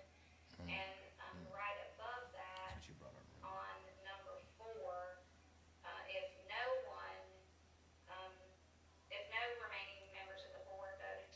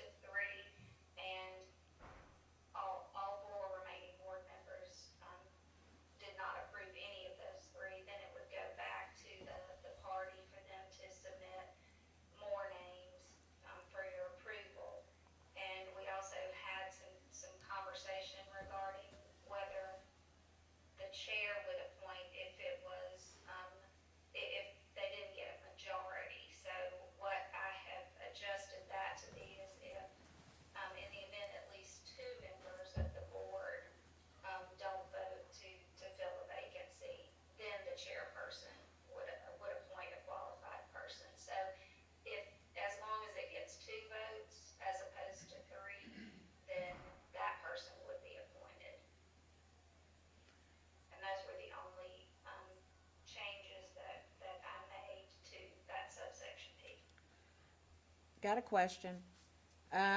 Previous up in the top of the listing where this is all the old language that was in there. I was looking through these and, Third Ward is still not a voting district, is it? They don't vote at Third Ward anymore. We absolutely have to go back and revise this ordinance based on. I mean, I'm just like, yeah. Redistricting. It has not been done in many. I mean, there's stuff in here that's clearly wrong. I mean, I'm not to change the original document, but we're, you know, this is how these precincts were established. What I would ask y'all to do, Commissioner Flowers Taylor, is approve the addition of subsection P, not anything that's going to change the ordinance, not approve this in its completion, just approve the addition of That subsection subsection. P. And with the knowledge that there are several ordinances that we need to change because they are outdated. Okay, yeah, I'm not sure about outdated, but certainly we want them to be correct. I read through, and most of the language is correct, but the voting districts, I definitely knew that was not correct. So, okay. All right, do I have And a there was motion? another change, just recently with one of the districts as well, one of the precincts. So, we need to review all of that with Ms. Slaughter and make those changes as appropriate. Okay. I had a question. What you just said, if there's 2 votes yes for the replacement, the chair appoints, but the chair's appointment must still be from the list that was submitted by the party. He or she can't just. Of course, yes, Okay. it has to be from the list. Okay, just, If nobody approves, then we need a new list submitted from the party. well, what if just one person votes yes? If only one votes, then the chair appoints, but still from the Okay, list. because it didn't get 2. If you get 2, then the chair doesn't appoint that person that got 2 votes. Oh, I see. So 2 votes passes the person, appoints the person, 1 vote goes to a chair appointment, no votes means the party has to submit another list. Yes, sir. Okay. Okay. Yep, motion, Stephanie, this is our first reading, correct? So this will It be, is first reading. this would be Yes, adopted first at reading. the June 20th meeting. but we still have to vote on it tonight though, right? No, we vote. We're on the voting on second. that section that she's adding, the amendment to it, not the other stuff that we gotta fix. Correct. Right. But do we vote on this, this new section tonight? Yes, sir. That's what I thought. All right, motion to approve adding section P as per what it says in new business number 10. Okay, I have a motion, do I have a second? Second. I have a motion and a second. Any more discussion? Thank you for your hard work on this, Stephanie. Yes. All those in favor signify by raising your hand. 4-0. Thank you, Stephanie. This is really good. Thank you. Thanks for all your help. All right, item number 11. Consider request from staff to reallocate ARPA funds for construction of the Aquatic Center. Dr. Ledbetter. So in the 2016 SPLOST report card highlights a budget number of $4,690,000 for the Aquatic Center. We have expended $492,798.50 on engineering activity to prepare for the construction of the Aquatic Center, which leaves $4,197,201.50 for use toward construction. The county has received $6,478,138 to date for our American Rescue Plan Act funds, which represents 1/2 of the funds that we will receive in total. This total amount of ARPA funds that we will receive, which we're waiting on the second tranche, will equate to $12,956,276. Of these funds, the Treasury Department has afforded us the opportunity to move $10 million into our general fund as lost revenue due to the COVID-19 pandemic. Staff's recommendation, should the board decide to move forward with the construction of the Aquatic Center, is to use $5,874,048.50 from the ARPA funds, which would leave approximately $4,125,951.50 in the ARPA funds within the general fund. Why is this important? while the low bid for the Spalding County Aquatic Center totaled $10,072,000. This included the alternatives that were requested, such as bleachers, staining and sealing the concrete floors, the additional parking in the drop-off area, and the landscaping. The $10 million that represents the total build of the Aquatic Center is substantially more than what was budgeted. Staff's recommendation, should the board agree to move forward with the Aquatic Center, is to use $5,874,048.50 toward the construction of the facility. So it's going to be expensive, but we can use the ARPA funds to supplement the construction of the Aquatic Center should the board choose to move forward. We are on a short timetable. From the date the bids were open, we were afforded 60 days to make a decision to move forward per the contract that was written and the bids received. So we are within 40 days of that contract. So, got two questions. First, is that how much of that $5,874,048, how much contingency accompanies that? I don't remember anybody saying anything about putting in contingency. I mean, whenever we do a big project, there's always a percentage that's contingency. Yeah, this is a firm fixed price project. The bid was firm fixed price. There is no contingency afforded. So they have, even if they run over, they take the loss, not us. That is correct. We should do that all the time. So, okay, Looking at you. this is my second part of the question. We wanted to put an aquatic center in the green industrial park. Do we know that this plan that we're asking to spend $10 million on covers anything solar? Does it cover us sinking wells so that we're not buying 1 million gallons of water every month? Does it cover having impervious surfaces on the ground so there's no runoff? I mean, so it's crazy for us to build this thing in a green industrial park and then we don't build it as a green facility. If we sink our own well, how much money will that help us on the M&O? And there's nothing in this number that talks about how we're gonna start out trying to pay the M&O. So this is two things that I think is imperative for us to not only to get the building done, but to make sure we got somebody to run it and all the kinks that we're gonna run into. I'd rather have the money and not spend it and then put it back in the general fund than to not allocate it and then we get to the end and we can't get bleachers or we can't get the floor fixed because it's going to be something else, or the city is going to charge us stormwater for every inch that we pave.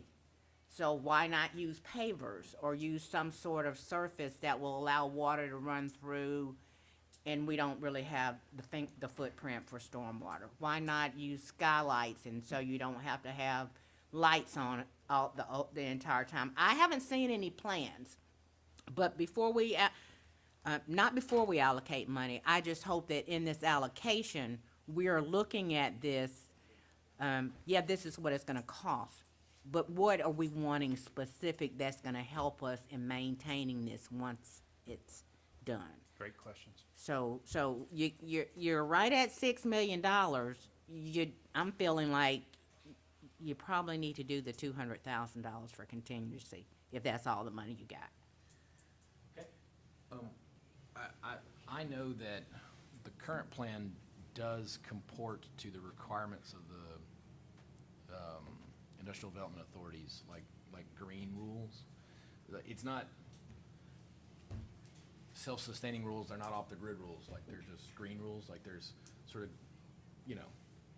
these eco houses that are all totally off the grid, and then there's like throwing, sludge in the river, and like ours is closer to that, but it's not, like our industrial park isn't off the grid, they're not all on solar, like they do use city water. I mean, they're not progressive, it's not progressive green.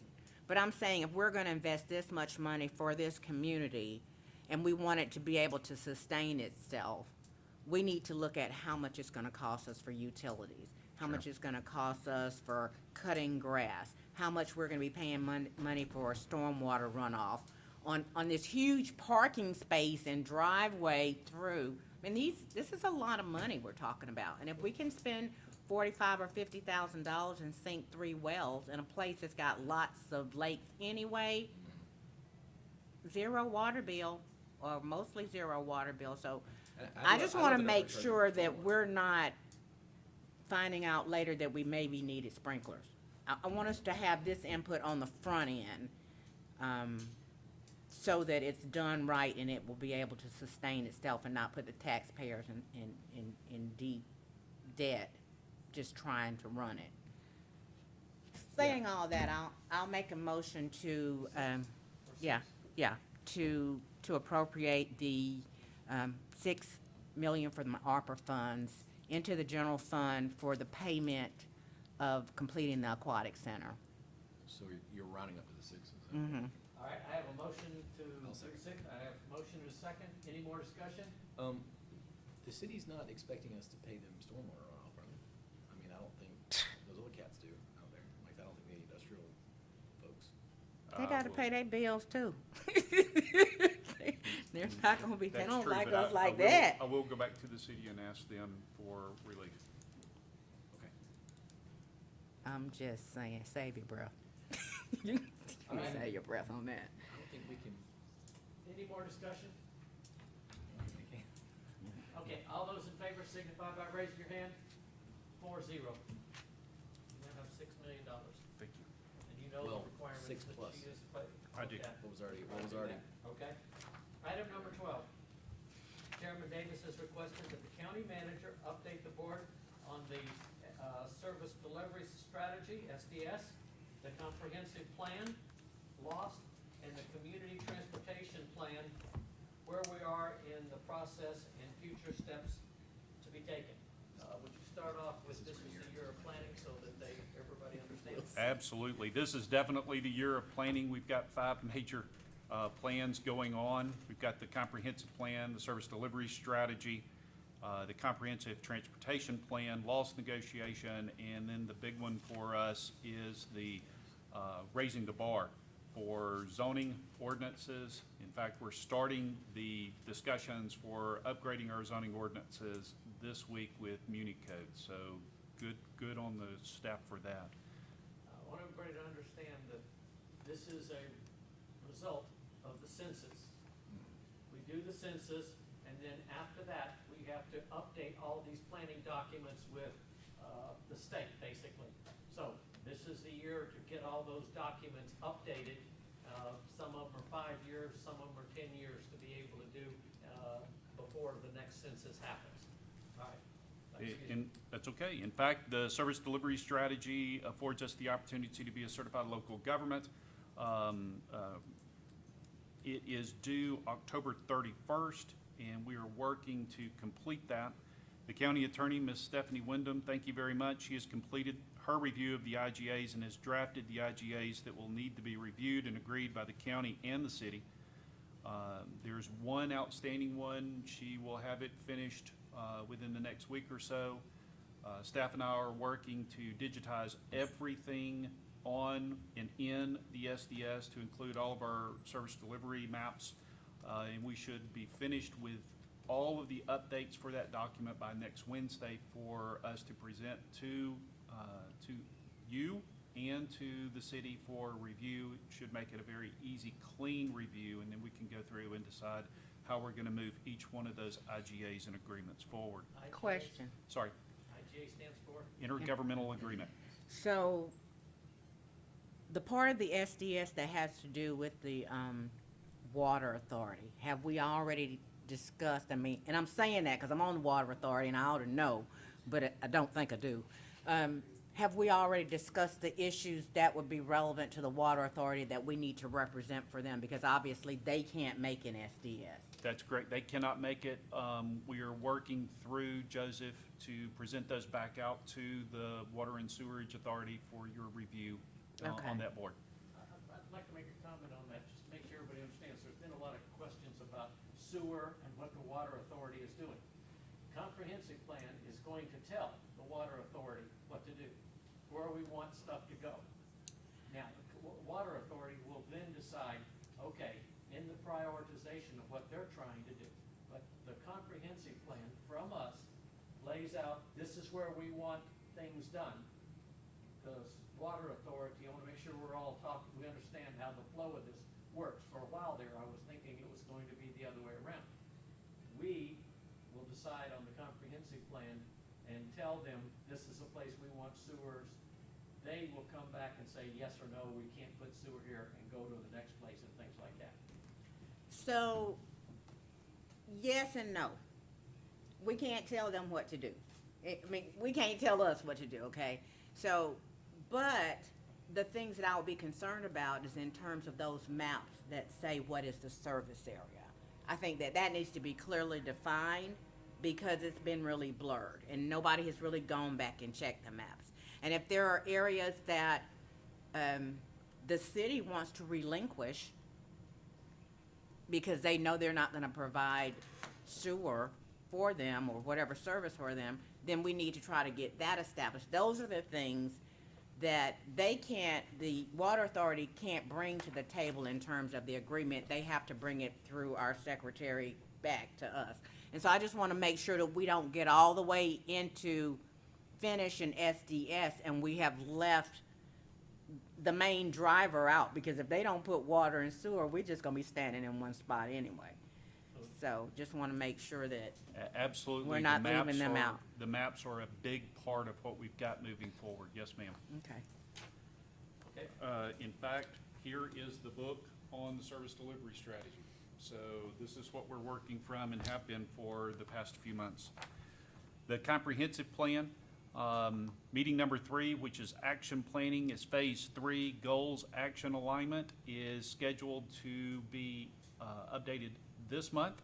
The meeting goals and the outcomes from that are to refine the future development map and to review preliminary draft of the community work program.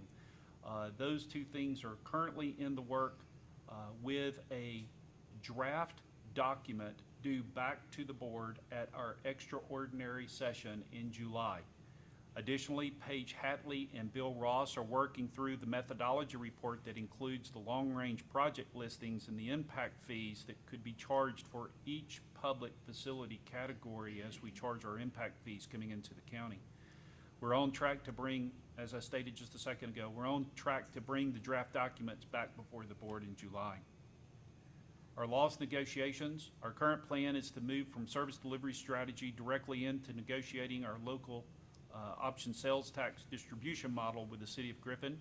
The law states that renegotiations, quote, shall be commenced on or before July 1, 2022. It is our responsibility to issue the call for lost renegotiations and to notify the state revenue commissioner that the renegotiation has been initiated. We will bring the call to the Spalding County Board of Commissioners during our extraordinary meeting scheduled for July the 20th. June the 20th. We do have the playbook. We are working through the playbook to make sure that we're in compliance with state law. This requirement for the loss renegotiation has to be completed before December 31st of this year.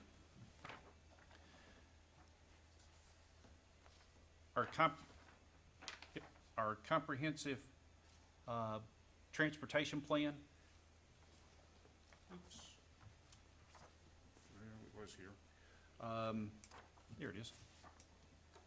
Here is a copy of the executive summary of the comprehensive transportation plan that highlights on page 14 of the summary the recommendations, both the short term, the 1 to 3 years, and the midterm 4 to 6 years plan moving forward for Spalding County. Paragon Engineering, specifically Brian Upson, continues to support this work, and he is sharing with us that Crory continues to work toward having the project completed around the end of 22 or the first quarter of 2023. Additionally, I've met with Tommy Kennedy of Three Rivers Regional Commission, and the county has asked if we could work on a fixed route. Mr. Kennedy is working the details to provide us with a cost estimate for what that fixed route would be for our community. So those are the big ticket items that we're working on for this year of planning. Any specific questions for the county manager on those? All right. Item number 11, report of the county manager. Keep going. Okay. Take your time. Now, bear with me just a second. There we are. So as an update for the board, specifically around leisure services, I learned some great stuff this morning during our weekly staff meeting. Camp started today. Pickleball brick program, please come participate. We're working on the brick program where you can purchase an engraved brick to be placed at the Tyus Park pickleball courts. We have our AMBUCS HVAC pre-bid meeting this week. Friday is senior fishing. Please visit our senior center to learn more about the happenings for leisure services. COVID testing continues Tuesdays from 9 until 11. It's by appointment. Our emergency management, this is a big one. Our emergency management team will hold a joint exercise on June the 15th. This will be a live exercise with multiple jurisdictions as well as Wellstar. The exercise will take place on Carver Road, and there will be lots of activity going on during the day. More information will become available over the next week. Please watch the county social media sites to learn more. This is going to be a good opportunity for our teams to practice how they would perform in an emergency situation. As an end note, the notices of assessments were mailed last Friday. Many within our community received their notices today. Remember, July the 18th is the deadline for appeals. That's all my update, Mr. Chairman. Okay, thank you. Commissioner Bowman? Don't have anything tonight. Commissioner Flowers Taylor? I'm done. Okay. Oh, man, I get to make up for both of you then, because I've been writing a list all night. Okay. First, I want to, so some of them have already been addressed. I went out and looked both at Tyus and at AMBUCS. Tyus needs some love, but AMBUCS, that part needs some real help. I don't know if those plates are even safe to play on right now. I know as both a player and an umpire, I wouldn't want to be back there. But seeing that there's money and a plan to redo them, I think that's. But I am going to go back and check, TJ. So I really hope those parks get up to scratch. I loved this idea of more prayers in school. I really think that Jesus Christ is the only thing that's going to save this country. So really, faith in the Almighty is really what's going to pull us out of what we're in right now. Further, I want to give a shout out to Officer Sutton with the Griffin Police Department. Officer Sutton is a real unsung hero here. A lot of folks don't know he coordinates the City of Griffin Police Departments. It's really him fundraising to provide bikes during Christmas time to kids in our community here, and the thousands that he raises on behalf of the police department, but it's really him and a couple other officers getting out there in the community. But right now he's on a mission to help one of the citizens in our community that requires an electric wheelchair, fully disabled, and I had no idea these things cost as much as they do, just thousands and thousands and thousands. He texted me tonight, and we're very, very, very close to getting up the money. And this isn't government money, this isn't taxpayer money, this isn't grant money from the feds. This is local folks who care, headed up by Officer Sutton. He's really, really, I just can't say enough about him. So really wanted to give him the shout out that he deserves. I'm worried about this. Where is this? This isn't Cumberland, is it? No. Okay. Can we look in and make sure that the part, we can't really do much on private property, but if there's something that you know, if we do have some sort of level of responsibility, we need to make sure that that gets taken care of. We're working stormwater ordinances now, and this is also a lesson. Oh, good times. Fantastic. I'm really excited tonight. Thank you all for helping with the last SPLOST project and getting it there, the Aquatic Center. And Commissioner Flowers-Taylor, I think you're totally right that, let's be honest, there's going to be stuff that that comes out and oops, we forgot to. So I think that's really smart of you to kind of round it up there. And that's, yeah, I'll leave it on those positive notes. So that's all I got for tonight. Okay, thank you. Remind everybody that this is D-Day, for those of us that are about the military and everything else, this is it. Archway, so there's a retreat for the commissioners on the afternoon of 10 August. Please try to set your calendars up so that you can do this. This is Archway feedback on what all the projects are and opportunity to you to pass that on to them. We saw, this is kind of a personal issue, we saw State Farm provide $10,000 to the CSB for mental health. Just so everybody knows, that was brought about by by Commissioner Johnson being named one of the outstanding State Farm people, and she got that for that and took the money and contributed to, so it wasn't just State Farm doing it, this is because she was selected to be so outstanding. Two thank yous to TJ. First for Amelia, specifically trying to do what's right out there on dirt roads. Chip and seal is almost done. If you live on a dirt road, you want to see maybe the future of dirt roads, go drive Amelia, and the other one is Yorkboro Mill. and see what they look like. It will make, it's life-changing out there as far as I'm concerned. And we'll see how it works. It's a pilot program for us, and it'll take us a little while to do that. Secondly, thank you to TJ. Last week was ACCG County Commissioners going to mandatory training, and one of the instructors could not come that teaches and TJ was able to get away and go and teach commissioners like us the business that he's in, on Parks and Rec, and we appreciate that, TJ, and it talks to how well recognized he is throughout our state.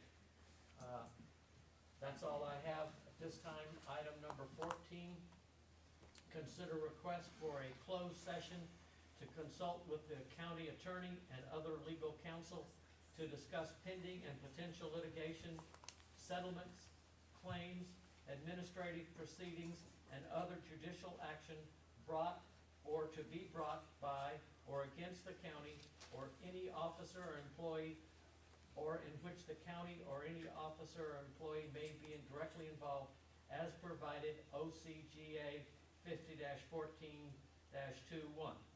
Call for a motion to go into executive session. So move, Mr. Chairman. For the reason. I have a motion, do I have a second? You got it. For the reason of discussing administrative proceedings, settlement claims, potential litigation, or judicial actions brought or to be brought by or against the county or any officer or employee. Okay, do I have a second? Second. I have a motion and a second, any discussion? All those in favor signify by raising your hand. Thank you. We will go into closed session, then come back out of here to close up for the night. Thank you all for coming. Stephanie, we don't have any way to take you in there. I'll conference call her on my phone. Carl can take care of all that stuff. Yep. Okay, thank you.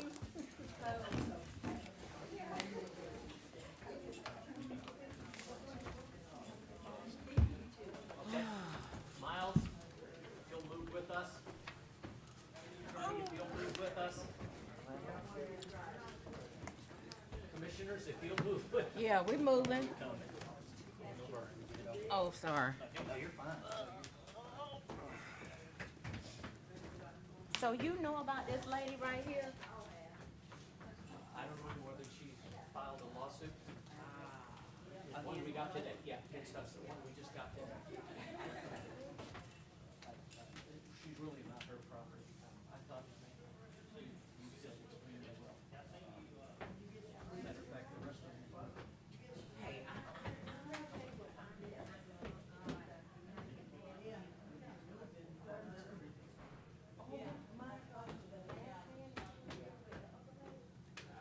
Thank you.